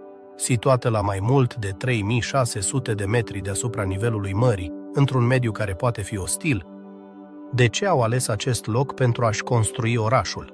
Răspunsul ar putea fi legat de importanța apei și agriculturii în viața lor. Cu toate acestea, aceasta ridică și întrebarea: cum au reușit să se adapteze la acest mediu atât de provocator? În plus, misterul se adâncește atunci când luăm în considerare dispariția Tiahuanaco. La un moment dat, această civilizație înflorea, dar din motive pe care încă nu le înțelegem, măreția sa s-a estompat. A fost oare schimbarea climatică, războiul sau o combinație a ambelor ceea ce a dus la declinul său? Teoriile sunt numeroase, dar adevărul rămâne eluziv. Descoperirea uneltelor de piatră în zonă a stârnit, de asemenea, interes. Unele dintre aceste unelte par a fi surprinzător de avansate pentru epoca lor. Au fost ele cu adevărat atât de sofisticate încât să creeze instrumente care rivalizează cu cele din epoci ulterioare? Acest lucru ne duce să ne întrebăm nu doar despre capacitatea acestei civilizații, ci și despre înțelegerea noastră a evoluției umane. Și dacă vorbim despre abilități, nu putem ignora măiestria artistică pe care o exhibă statuile. Atenția la detalii este uimitoare. Fiecare figură are caracteristici unice, care reflectă o înțelegere profundă a anatomiei și esteticii. Cum au reușit sculptorii din Tiahuanaco să dezvolte un stil atât de distinctiv fără influența altor popoare? Poate că răspunsul se află într-un schimb cultural pe care încă nu l-am descoperit. Influența Tiahuanaco nu se limitează la regiunea sa. S-au găsit similitudini în arhitectura și iconografia culturilor ulterioare din întreaga Americă de Sud. Ar putea fi ca moștenirea lor să fi dăinuit mult după timpul lor? Aceasta ridică o întrebare suplimentară. Sunt secretele Tiahuanaco ascunse în alte civilizații pe care încă nu le-am studiat în profunzime? Pe măsură ce continuăm să investigăm și să explorăm, fiecare descoperire ne apropie puțin mai mult de dezvăluirea secretelor Tiahuanaco. Dar mai este mult de învățat. Statuile de piatră, cu prezența lor impunătoare, ne invită să reflectăm asupra realizărilor și capacităților strămoșilor noștri. Ce alte minuni ne așteaptă în vasta și adesea misterioasă lume a preistoriei? În concluzie, povestea statuilor din Tiahuanaco este un memento că, deși am avansat mult, mai este mult de descoperit. Curiozitatea umană ne împinge să căutăm răspunsuri, iar fiecare nouă dovadă ne ajută să construim un pod către trecutul nostru.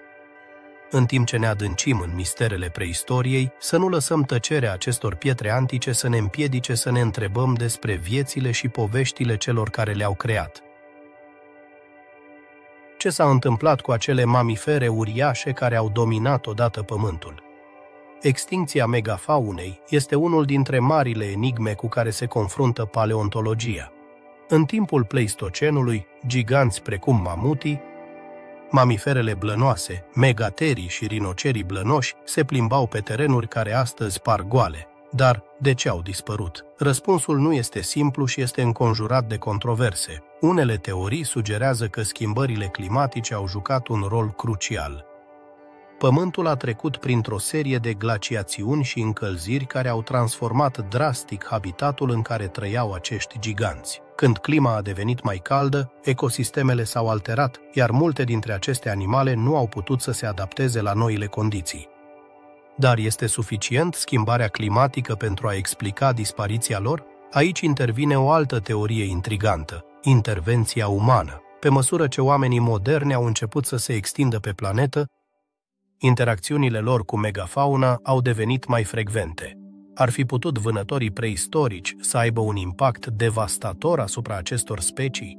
Unii oameni de știință cred că vânătoarea excesivă, combinată cu presiunea schimbărilor de mediu, ar fi putut duce la extincția multora dintre aceste animale. Cu toate acestea, există și cei care susțin că extincția nu a fost un eveniment brusc, ci un proces gradual. O altă întrebare persistă. A fost extincția megafaunei un fenomen global sau ceva ce s-a întâmplat în regiuni specifice?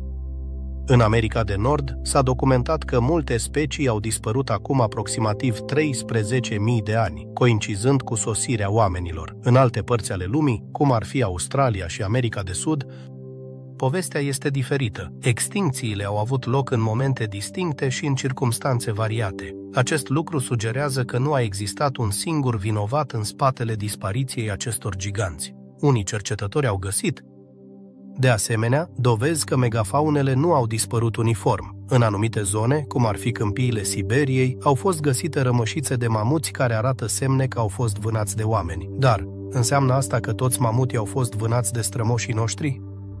Răspunsul nu este atât de clar. Unele fosile au fost găsite în condiții care sugerează că au murit din cauze naturale, cum ar fi boli sau schimbări în habitatul lor. Pentru a adăuga mai multă intrigă, au apărut teorii care leagă extincția megafaunei de apariția unor noi specii de plante. Pe măsură ce oamenii au început să cultive, unele plante care înainte erau comestibile au devenit mai puțin accesibile din cauza competiției cu noile specii introduse. Acest lucru ar fi putut afecta dieta marilor erbivore, contribuind la declinul lor. Dar cât de conectate erau aceste specii cu apariția agriculturii? Între timp, în regiuni precum Europa, extincția megafaunei a avut loc într-un context diferit. Pe măsură ce primele civilizații se dezvoltau, peisajul s-a schimbat, iar habitatul natural a fost transformat în terenuri agricole. Acest lucru a avut, de asemenea, un impact asupra speciilor care au supraviețuit, care au fost nevoite să concureze pentru resurse limitate. Așadar, a fost omul un factor cheie în dispariția megafaunei sau doar un actor, mai într-un dramă mult mai mare? Studiul megafaunei nu este doar o călătorie în trecut, ci și o oglindă a acțiunilor noastre actuale. Astăzi, multe specii sunt în pericol din cauza activității umane. Extincția megafaunei ne amintește că ecosistemele sunt fragile și că intervenția umană poate avea consecințe devastatoare. Dar învățăm noi din istorie sau suntem condamnați să o repetăm? Lecțiile pe care le putem extrage din extincția megafaunei sunt vitale pentru înțelegerea noastră a mediului actual. Conservarea speciilor în pericol și protecția habitatelor sunt esențiale pentru a evita repetarea istoriei. Dar facem noi suficient? Extincția marilor mamifere din trecut ne invită să reflectăm asupra relației noastre cu lumea naturală și asupra deciziilor pe care le luăm. Astfel, extincția megafaunei rămâne un mister înconjurat de multe întrebări fără răspuns. De la schimbările climatice până la vânătoarea umană, fiecare teorie ne oferă o nouă perspectivă asupra unui eveniment care a modelat destinul Pământului. Căutarea răspunsurilor continuă, iar fiecare descoperire ne aduce un pas mai aproape de a înțelege cum au dispărut acești giganți și ce lecții putem aplica în prezent. În timp ce explorăm acest capitol fascinant al istoriei, este important să ne amintim că cercetarea nu se oprește niciodată. Fiecare fosil descoperit, fiecare analiză realizată, poate arunca lumina asupra a ceea ce s-a întâmplat cu adevărat în acea perioadă. Așadar, ce ne rezervă viitorul în studiul megafaunei? Răspunsul ar putea schimba înțelegerea noastră despre istoria umanității și despre planeta în care trăim. Cine erau hominizii de Denisova? Acest enigmă a lăsat perplexi arheologi și oameni de știință deopotrivă. În 2010, o echipă de cercetători în peștera Denisova, în Siberia, a descoperit un mic fragment dintr-un os de deget care ar schimba înțelegerea noastră despre evoluția umană. Dar ceea ce a fost surprinzător nu a fost doar descoperirea în sine, ci ceea ce a dezvăluit ulterior analiza genetică. Acest fragment aparține unei specii necunoscute de oameni, pe care acum o numim Homo denisovensis. Dar ce înseamnă asta pentru noi? Imaginează-ți că în vasta istorie a speciei noastre există un capitol pe care nici măcar nu l-am considerat. Denisovanii au locuit părți din Asia acum aproximativ 40.000 de ani, ceea ce coincide cu prezența neandertalilor și Homo sapiens. Cu toate acestea, întrebarea persistă: de ce știm atât de puțin despre ei? Spre deosebire de verii lor, neandertalii, ale căror oase și unelte au fost găsite în abundență, denisovanii par să fi lăsat o urmă mult mai subtilă. Cum a putut o specie umană să coexiste cu noi și totuși să rămână în umbra istoriei? Puținele resturi găsite în afară de deget includ un molar și câteva unelte de piatră. Dar ce ne spun aceste dovezi atât de limitate? Oamenii de știință au putut descifra că au împărtășit același habitat cu Homo sapiens, ceea ce ne duce la întrebarea: au interacționat între ei? A existat amestec genetic? Studii recente dezvăluie că unele populații din sud-estul asiatic și Oceania poartă în ADN-ul lor urme de denisovani, sugerând că de fapt a existat un amestec între specii. Dar ce implicații are asta pentru înțelegerea noastră a evoluției umane? Este fascinant să ne gândim că, în ciuda prezenței lor reduse în registrul fosil, denisovanii au influențat dezvoltarea noastră genetică. Se crede că aveau caracteristici fizice adaptative, cum ar fi o abilitate mai mare de a supraviețui în clima rece. Acest lucru ne duce la întrebarea: ce cunoștințe sau abilități ar fi putut împărtăși cu Homo sapiens? Într-o lume în care supraviețuirea era o luptă constantă, cooperarea între specii ar fi putut fi esențială. În plus, descoperirea uneltelor de piatră sofisticate atribuite denisovanilor ridică o altă întrebare intrigantă. Erau la fel de inteligenți ca noi? Aveau propria lor cultură sau forme de viață? Raritatea descoperirilor arheologice îngreunează reconstruirea istoriei lor, dar ceea ce știm este fascinant. Unii oameni de știință sugerează că denisovanii ar fi putut crea artă sau ritualuri, deși încă nu am găsit dovezi directe în acest sens. Peștera Denisova, unde s-au realizat aceste descoperiri, a fost un punct de interes. Cu clima sa rece și locația strategică, este posibil să fi servit ca refugiu pentru diferite specii umane. Dar de ce au dispărut denisovanii? Dacă au coexistat cu Homo sapiens, a fost competiția între specii cauza extincției lor? Sau poate au fost afectați de schimbări climatice care le-au alterat habitatul? Denisovanii au trezit, de asemenea, interes în domeniul geneticii. Ce secrete ascund în ADN-ul nostru? Studiile au demonstrat că unele persoane din Melanezia și Australia poartă până la 6% de ADN denisovan. Această descoperire nu doar că contestă concepția noastră despre evoluție, ci deschide și un nou domeniu de studiu despre cum amestecul între specii a influențat caracteristicile umane actuale. Misterul Homo denisovensis ne invită să reflectăm asupra propriei noastre istorii. Ideea că rădăcinile noastre sunt împletite cu alte specii umane ne face să ne întrebăm: ce înseamnă să fii uman? Istoria denisovanilor nu este doar istoria unei specii pierdute, ci o parte esențială a narațiunii propriei noastre existențe. Știința avansează, iar fiecare nouă descoperire ne apropie puțin mai mult de dezvăluirea secretelor preistoriei. Cu dezvoltarea noilor tehnologii, cum ar fi secvențierea genetică și datarea cu radiocarbon, arheologii speră să dezvăluie mai multe despre acești hominizi enigmati.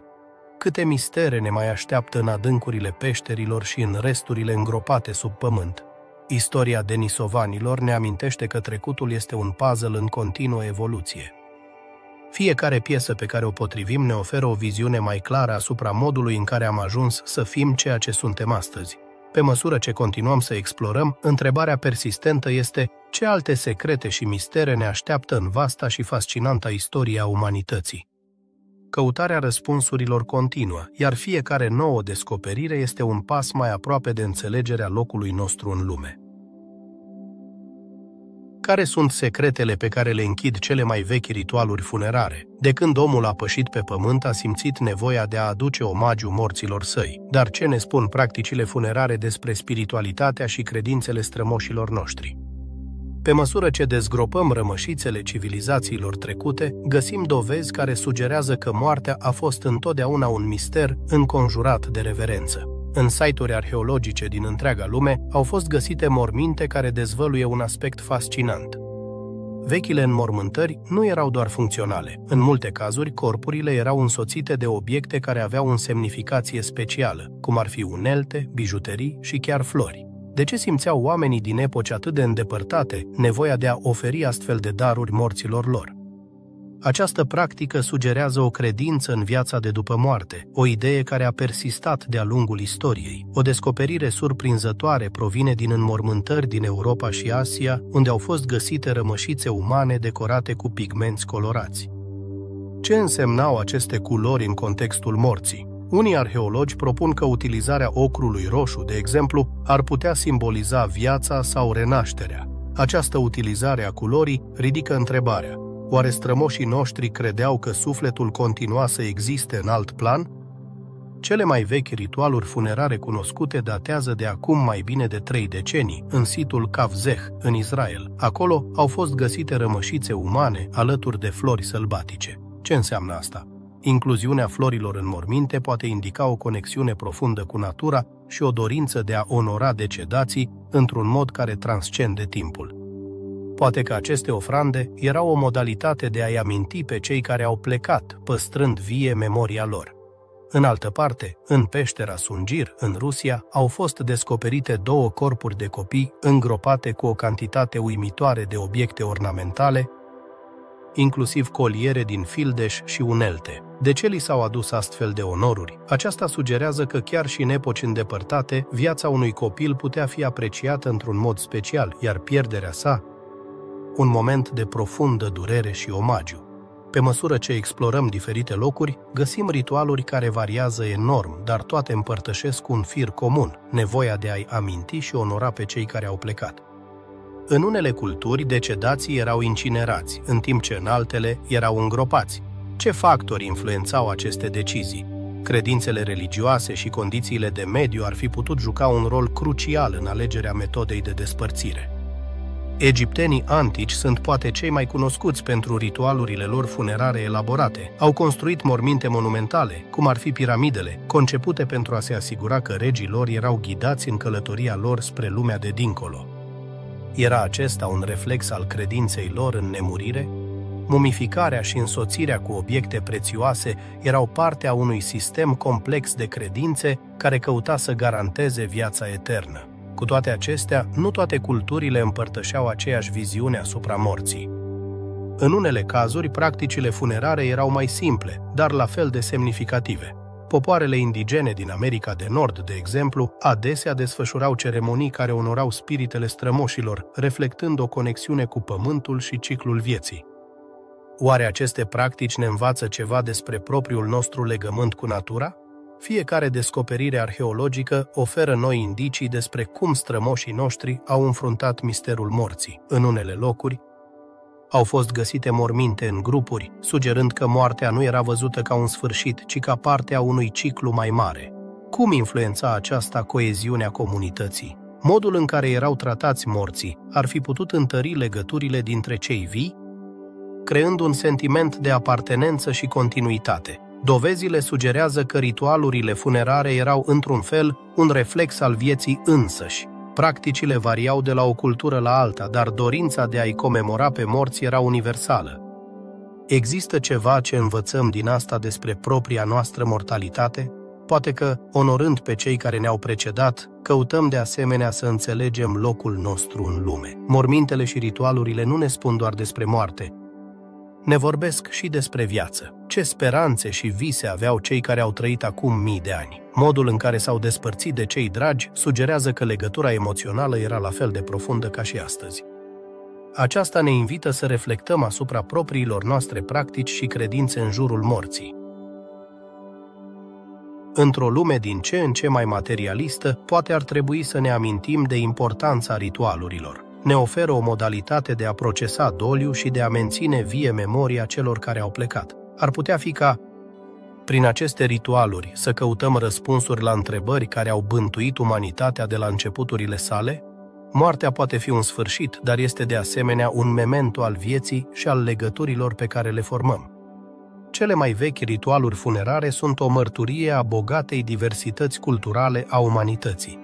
Fiecare dintre ele, cu particularitățile sale, reflectă căutarea neîncetată de sens în fața morții. Ce mistere ne mai rămân de descoperit în acest domeniu? Pe măsură ce continuăm să investigăm și să dezgropăm trecutul, este probabil să continuăm să găsim răspunsuri care ne apropie puțin mai mult de înțelegerea experienței umane. În cele din urmă, ritualurile funerare ne amintesc că, deși moartea este un mister, iubirea și memoria pot transcende timpul. Monoliții de la Karnak, o enigmă fascinantă pe coasta Bretaniei, Franța, au intrigat arheologi și curioși deopotrivă timp de secole. Cine i-a construit și cu ce scop? Această vastă aliniere de pietre, care se întinde pe mai mult de 4 kilometri, este un testament tangibil al unei epoci în care oamenii păreau să aibă o înțelegere profundă a pământului și cosmosului. Dar de ce au fost alese aceste pietre și nu altele? Ce semnificații aveau pentru cei care le-au ridicat? Monoliții sunt dispuși în rânduri ordonate, aproape ca și cum ar indica spre o destinație necunoscută. Unii spun că ar fi putut fi folosiți pentru ritualuri, în timp ce alții sugerează că ar fi putut servi ca un calendar astronomic. Dar cum ar fi fost posibil ca o cultură antică, fără acces la tehnologia modernă, să realizeze o astfel de precizie? Teoriile sunt diverse, dar adevărul rămâne un mister captivant. Imaginează-ți momentul în care aceste pietre uriașe au fost ridicate. Ce unelte ar fi folosit constructorii? Deși majoritatea culturilor preistorice foloseau unelte de piatră, dimensiunea și greutatea monoliților de la Karnak sunt uimitoare. Unele dintre ele cântăresc mai mult de 40 de tone. Logistica de a muta și a ridica aceste structuri uriașe rămâne un puzzle pe care arheologii încearcă să-l rezolve. Au fost ajutați de o forță necunoscută sau a existat o ingeniozitate umană care a fost uitată de timp? Datarea acestor monoliti este de asemenea un subiect fierbinte. Se estimează că au fost construiți acum aproximativ 6.000 de ani, dar cum se determină aceste date cu atât de multă certitudine? Folosind metode precum datarea cu carbon, cercetătorii au reușit să arunce puțină lumină asupra vechimii acestor structuri, deși întotdeauna rămâne un marjă de incertitudine. Ar fi putut fi construite cu mult timp înainte de ceea ce se crede? Această posibilitate adaugă o nouă dimensiune de mister. Un alt aspect intrigant al monoliților de la Karnak este alinierea lor. Ce înseamnă direcțiile în care sunt orientați? Unii cercetători cred că ar putea fi aliniați cu evenimente astronomice, cum ar fi solstițiile sau echinocțiile. Cu toate acestea, lipsa înregistrărilor scrise din acea epocă face ca această teorie să fie dificil de demonstrat. Era astronomia o parte fundamentală a vieții acestor comunități? Sau pur și simplu era vorba despre un spațiu sacru care unea comunitatea? Mituri și legende locale adaugă de asemenea un aer de mister acestor monumente. Se spune că pietrele sunt rămășițele pietrificate ale unei armate romane transformate în piatră de un vrăjitor. Povești ca acestea ne arată cum cultura populară a încercat să explice inexplicabilul. Cu toate acestea, ce se întâmplă cu relatările istorice? Există scrieri antice care menționează monoliții de la Karnak? Răspunsul este oarecum frustrant. Nu există documente care să ne ofere claritate asupra originii lor. Dincolo de istoria lor, monoliții de la Karnak au atras mii de vizitatori în fiecare an. Ce simt oamenii când se află în prezența acestor pietre antice? Mulți raportează o senzație de uimire și conexiune cu un trecut îndepărtat. Este posibil ca aceste pietre să nu fie doar un legat al unei civilizații, ci și un pod spiritual către strămoșii noștri? Experiența de a fi acolo, înconjurat de aceste structuri, poate fi transformatoare. Arheologia modernă a început să aplice noi tehnologii pentru a explora monoliții de la Karnak. Ar putea tehnicile de scanare și analiză geofizică să dezvăluie secrete ascunse sub pământ? Cercetarea în curs sugerează că mai sunt multe de descoperit. Pe măsură ce se folosesc metode mai avansate, ar putea apărea noi descoperiri care să schimbe înțelegerea noastră despre acest loc. Faptul că monolitii de la Karnak au supraviețuit de-a lungul secolelor este un testament al rezistenței lor. Ce provocări au întâmpinat? De la uzura naturală până la intervenția umană, aceste pietre au fost martore la evoluția peisajului din jurul lor. Ce povești ar povesti dacă ar putea vorbi? Fiecare crăpătură și fiecare uzură de pe suprafața lor ar putea fi un indiciu al trecutului lor. Întrebarea despre scopul monoliților de la Karnak rămâne fără răspuns. Au servit ca un loc de cult, un observator astronomic sau un marcaj teritorial? Lipsa dovezilor concludente lasă loc speculațiilor.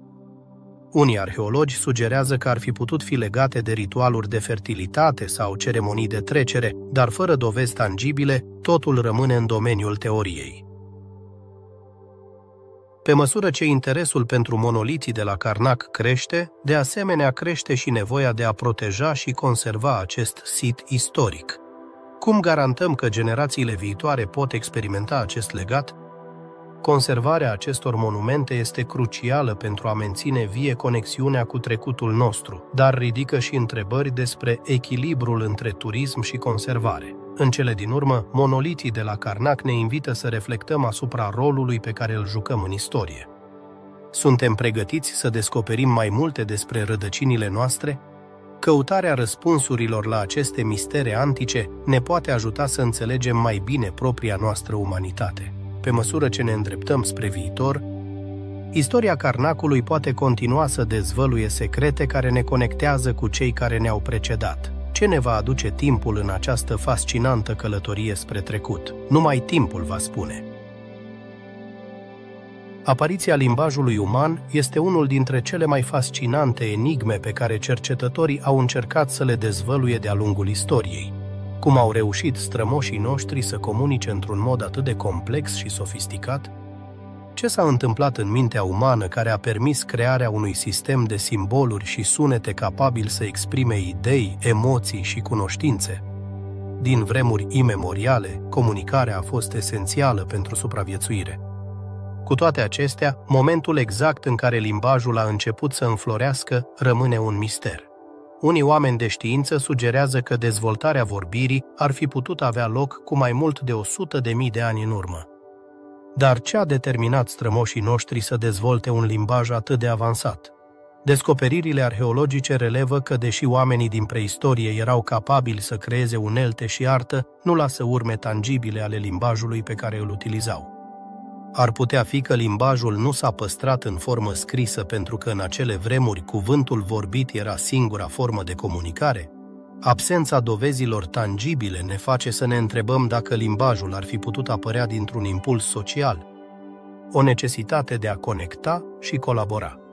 Experții au propus diverse teorii. Unele sugerează că limbajul a evoluat din semne și gesturi, în timp ce altele postulează că capacitatea de a vorbi ar fi putut fi legată de schimbări fiziologice în gât și creier. Când a avut loc această transformare care le-a permis strămoșilor noștri să articuleze sunete complexe? Un aspect intrigant este că, deși toți oamenii împărtășesc capacitatea de a învăța și folosi un limbaj, nu există un singur tip de limbă. Există mii de limbi diferite în lume, fiecare cu propria gramatică și vocabular. Cum este posibil ca aceeași specie să fi dezvoltat o diversitate atât de bogată în forme de comunicare? Lingviștii au observat că multe limbi împărtășesc similarități surprinzătoare, ceea ce sugerează că ar putea avea un strămoș comun. Dar care ar fi acea limbă primigenie și cum s-ar fi transmis din generație în generație? Aceste întrebări ne conduc să reflectăm asupra conexiunii profunde dintre limbaj și identitatea culturală. În plus, limbajul nu doar că ne permite să comunicăm, de asemenea, dă formă percepției noastre asupra lumii. Poate fi că limba pe care o vorbim influențează modul în care gândim și simțim? Studiile au demonstrat că anumite culturi exprimă idei și concepte în mod diferit, ceea ce ne face să ne întrebăm dacă limbajul este pur și simplu un mijloc de comunicare sau un instrument care modelează realitatea noastră. Evoluția limbajului a fost, de asemenea, legată de schimbări în societate. Pe măsură ce comunitățile umane au crescut și au devenit mai complexe, necesitatea unui limbaj mai avansat a devenit evidentă. A dezvoltat oare agricultura și viața în așezări permanente utilizarea unui limbaj mai elaborat? Pe de altă parte, tranziția de la limbajul oral la cel scris a marcat un moment fundamental în istoria umanității.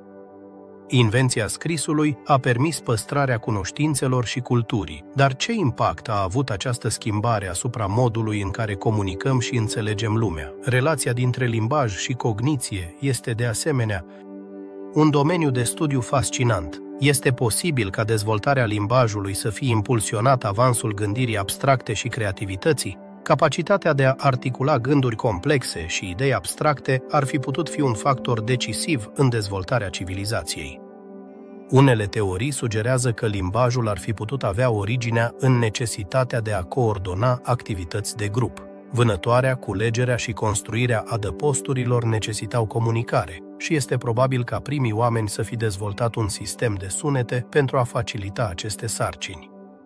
Ce tip de cuvinte sau fraze ar fi folosit pentru a exprima nevoile imediate? Cu toate acestea, limbajul nu servește doar pentru comunicarea practică. A fost de asemenea folosit pentru a spune povești, a transmite legende și a păstra istoria unui popor. Cum ar fi împărtășit strămoșii noștri experiențele și trăirile lor fără un sistem de comunicare structurat? Este innegabil că limbajul este una dintre caracteristicile care ne definesc ca oameni. Ne permite să ne conectăm cu ceilalți, să împărtășim idei și să construim societăți, dar în ciuda importanței sale, rămâne un mister cum și când a apărut. Suntem destinați să continuăm să căutăm răspunsuri în trecut sau? Cu timpul vom găsi indicii care ne vor conduce la o înțelegere mai profundă a acestui fenomen? Explorarea limbajului uman ne invită să reflectăm asupra propriilor noastre vieți și asupra modului în care comunicăm cu cei din jur. Fiecare cuvânt pe care îl pronunțăm poartă cu sine o poveste, o semnificație și un context. Ce vom spune în viitor pe care poate că descendenții noștri îl vor considera la fel de misterios? Istoria limbajului uman este o călătorie fascinantă care încă este departe de a fi completă, dar fiecare descoperire ne apropie puțin mai mult de dezvăluirea uneia dintre cele mai mari mistere ale existenței noastre. Petroglifurile de la Tassili Nager sunt o enigmă care a intrigat arheologi și iubitori ai istoriei de generații. Cine au fost persoanele care au creat aceste reprezentări surprinzătoare pe pământurile stâncoase ale deșertului Sahara? Aceste picturi, care datează de acum mai bine de 8.000 de ani, ne arată o lume complet diferită de cea pe care o cunoaștem astăzi. Dar există un mister care ne captivează. De ce figurile lor par să fie îmbrăcate cu căști și costume, ca și cum ar fi astronauți dintr-un alt timp? Observând aceste gravuri, nu poți să nu te întrebi ce tip de civilizație a existat în acea epocă.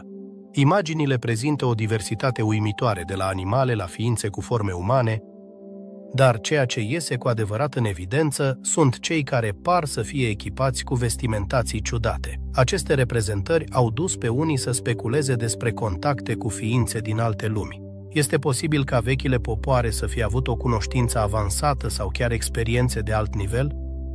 Locația acestor petroglife este de asemenea notabilă. Într-un loc care astăzi pare inospitalier și arid, Sahara a fost odată un mediu vibrant plin de viață, cu resurse abundente și faună. Ce a motivat comunitățile de atunci să-și lase amprenta pe aceste stânci? Poate că încercau să-și spună povestea, sau poate să aducă omagiu unor divinități pe care încă nu le înțelegem.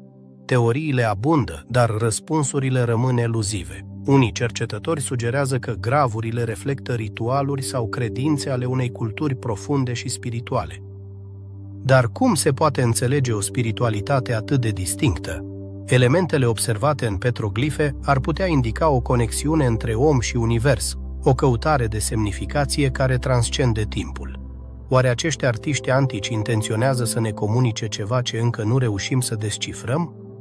Petroglifurile ne conduc de asemenea să ne întrebăm despre evoluția societăților umane, dacă aceste reprezentări ale ființelor cu căști fac parte dintr-un sistem de credințe, ce alte secrete ne ascund stâncile.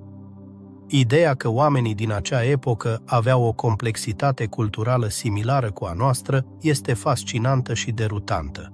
Ne subestimăm oare gândind că doar noi am atins un nivel înalt de gândire și creativitate? În plus, tehnica folosită pentru a crea aceste gravuri este o altă enigmă. Ce unelte au folosit pentru a sculpta aceste imagini în piatra dură? Lipsa dovezilor despre metodele de producție din acea epocă ridică întrebări despre îndemânarea și ingeniozitatea celor care au trăit în Tassili Najer. Ar putea fi că știau tehnici pe care astăzi le-am uitat sau pe care pur și simplu nu le înțelegem? Unii sceptici argumentează că aceste figuri pot fi simple reprezentări artistice ale vieții cotidiene. Dar ce este cu particularitățile din vestimentație? Dacă ar fi fost doar o reprezentare a realității, de ce să includă elemente atât de neobișnuite? Aceste întrebări ne conduc să considerăm posibilitatea că ar fi existat o cunoștință avansată despre cosmos sau chiar existența unor ființe din alte lumi. Dar putem aplica cu adevărat logica noastră actuală credințelor de acum mii de ani? Cu timpul, interpretarea petroglifelor a evoluat, știința avansează și, odată cu ea, înțelegerea noastră. Cu toate acestea, în ciuda progreselor, multe continuă să fie un puzzle. Este posibil să nu ajungem niciodată să cunoaștem adevărul din spatele acestor imagini enigmatice? Căutarea răspunsurilor continuă, iar fiecare descoperire poate deschide noi uși către înțelegerea istoriei noastre. Cu toate acestea, faptul că aceste picturi au dăinuit de-a lungul secolelor ne spune ceva important despre umanitate. Întotdeauna am simțit nevoia de a lăsa un legat, de a ne spune poveștile și de a ne căuta locul în lume. Aceste imagini sunt un testament al dorinței umane de a fi amintit. Nu este aceasta în sine o enigmă demnă de explorare? Teoriile despre semnificația acestor gravuri par să nu aibă sfârșit. Unii sugerează că ar putea fi reprezentări ale ritualurilor de vânătoare, în timp ce alții cred că ar putea fi hărți stelare sau chiar înregistrări ale evenimentelor cosmice. Până la ce punct ne putem permite să speculăm despre trecut fără a cădea în capcana fanteziei? Știința ne invită să fim critici, dar imaginația joacă de asemenea un rol vital în căutarea semnificației. Este evident că petroglifele de la Tassili Najer nu sunt simple desene pe stânci, sunt feronii către un trecut care încă rezonează în prezent, amintindu-ne că umanitatea a căutat întotdeauna răspunsuri la întrebări profunde. Ce ne rezervă viitorul pentru cei care continuă să investigheze aceste mistere? Poate într-o zi vom descoperi că aceste reprezentări nu sunt doar artă, ci mesaje ale strămoșilor noștri care încă încearcă să comunice cu noi. Pe măsură ce ne adâncim în istoria umanității, fiecare descoperire ne invită să reflectăm asupra locului nostru în vastul tapet al timpului. Petroglifurile de la Tassili Nager sunt un memento că, deși trecutul este o enigmă, căutarea răspunsurilor este ceea ce ne definește ca specie. Ce alte secrete ne va dezvălui istoria în timp ce continuăm să explorăm vastul și misteriosul lume al preistoriei? Misterele preistoriei ne invită să reflectăm asupra trecutului și impactului său asupra prezentului nostru. Fiecare descoperire arheologică, fiecare artefact găsit, pare să spună o poveste pe care adesea nu o putem înțelege pe deplin. Ce ne spun cu adevărat? Ce secrete păstrează despre strămoșii noștri și viața lor într-o lume foarte diferită de a noastră? Curiozitatea ne duce să investigăm dincolo de evidențe, să punem întrebări și să ne minunăm de faptele și enigmele pe care ni le-au lăsat. Istoria umanității este plină de întrebări care adesea par mai degrabă povești de science fiction decât realități ale trecutului. Cum a fost posibil ca civilizații antice să construiască monumente atât de impresionante și precise fără uneltele pe care le avem astăzi? Ce cunoștințe aveau care s-au pierdut în timp? Fiecare răspuns pe care îl găsim deschide ușa către noi întrebări, creând un ciclu nesfârșit de descoperire. Focul, de exemplu, reprezintă nu doar un avans în supraviețuirea umană, ci și un punct de cotitură în evoluția noastră. Ce i-a determinat pe strămoșii noștri să învețe să-l stăpânească? Utilizarea focului nu le-a oferit doar căldură și protecție, ci a schimbat și modul în care se hrăneau și socializau. Acest element simplu, atât de comun astăzi, a fost la vremea sa un adevărat mister care a alterat cursul istoriei. Vorbind despre vechii constructori de Göbekli Tepe, apare o altă întrebare fascinantă. De ce au dedicat atât de multe resurse și eforturi pentru a construi un sanctuar monumental înainte de a dezvolta agricultura? Acest loc pare să conteste noțiunile noastre despre dezvoltarea umană și ne face să ne întrebăm despre importanța spiritualității în societățile preagricole. A fost oare căutarea semnificației adevăratul motor al progresului uman? Dincolo de clădiri și ritualuri, dispariția neandertalilor ridică un enigmă care ne intrigă. Cum este posibil ca o specie atât de adaptată și capabilă să dispară de pe fața Pământului? Competiția cu oamenii moderni, schimbările climatice sau chiar bolile ar fi putut juca un rol, dar adevărul rămâne un mister. Fiecare ipoteză ne lasă doar cu mai multe întrebări decât răspunsuri. Cercurile de piatră de la Nabta Playa, pe de altă parte, ne duc la un vechi observator astronomic. Ce cunoștințe aveau aceste popoare ale deșertului despre astre pe care încă nu le-am descoperit? Oare observațiile lor le-au permis să dezvolte o înțelegere a timpului și a anotimpurilor care le-a influențat viețile? Conexiunea între umanitate și cosmos este un fir comun în multe culturi, iar importanța sa ne face să reflectăm asupra locului nostru în univers. Tranziția la agricultură este un altul dintre acele schimbări cruciale care ne fac să ne întrebăm despre natura umană. Ce i-a determinat pe strămoșii noștri să abandoneze viața nomadă și să se stabilească într-un singur loc? Această schimbare radicală a avut loc aproape simultan în diferite părți ale lumii, ceea ce sugerează că era ceva mai mult decât simpla necesitate de hrană. Poate a fost o dorință de stabilitate sau poate o aspirație de a construi comunități mai complexe. Răspunsul rămâne un enigmă. Craniele alungite care au fost găsite în diverse culturi ne invită de asemenea la reflexie. De ce au practicat unele societăți deformarea craniană și ce semnificație avea pentru ele? Diversitatea în practicile culturale ne amintește că umanitatea a căutat întotdeauna modalități de a se exprima și de a-și marca identitatea, dar scopul acestor modificări ne lasă încă cu mai multe întrebări decât răspunsuri. Picturile rupestre de la Altamira sunt un testament al capacității artistice a primilor oameni. Cum au reușit să creeze opere de o asemenea frumusețe și precizie într-o vreme în care viața era atât de dură? Acest talent sugerează un nivel de gândire abstractă și creativitate care ne conectează cu ei la un nivel emoțional profund. Ce povești spuneau prin desenele lor și cum aceste opere reflectă lumea lor? Harta lui Piri Reis, care arată țărmuri cu o precizie derutantă, ne invită să ne întrebăm despre cunoștințele geografice ale vechilor navigatori. Cum au putut avea o viziune atât de clară asupra Pământului într-o epocă în care explorarea era limitată? Răspunsurile ar putea fi ascunse în vechi relatări și tradiții, dar lipsa dovezilor concrete ne menține într-o stare de uimire. Giganții din Patagonia fac parte dintr-un poveste care a dăinuit de-a lungul secolelor. Ce i-a determinat pe europeni să vorbească despre ființe atât de mari, în ținuturi atât de îndepărtate? Amestecul de mitologie și realitate în aceste relatări ne duce să ne întrebăm cum se formează legendele și ce adevăruri ar putea fi ascunse în ele.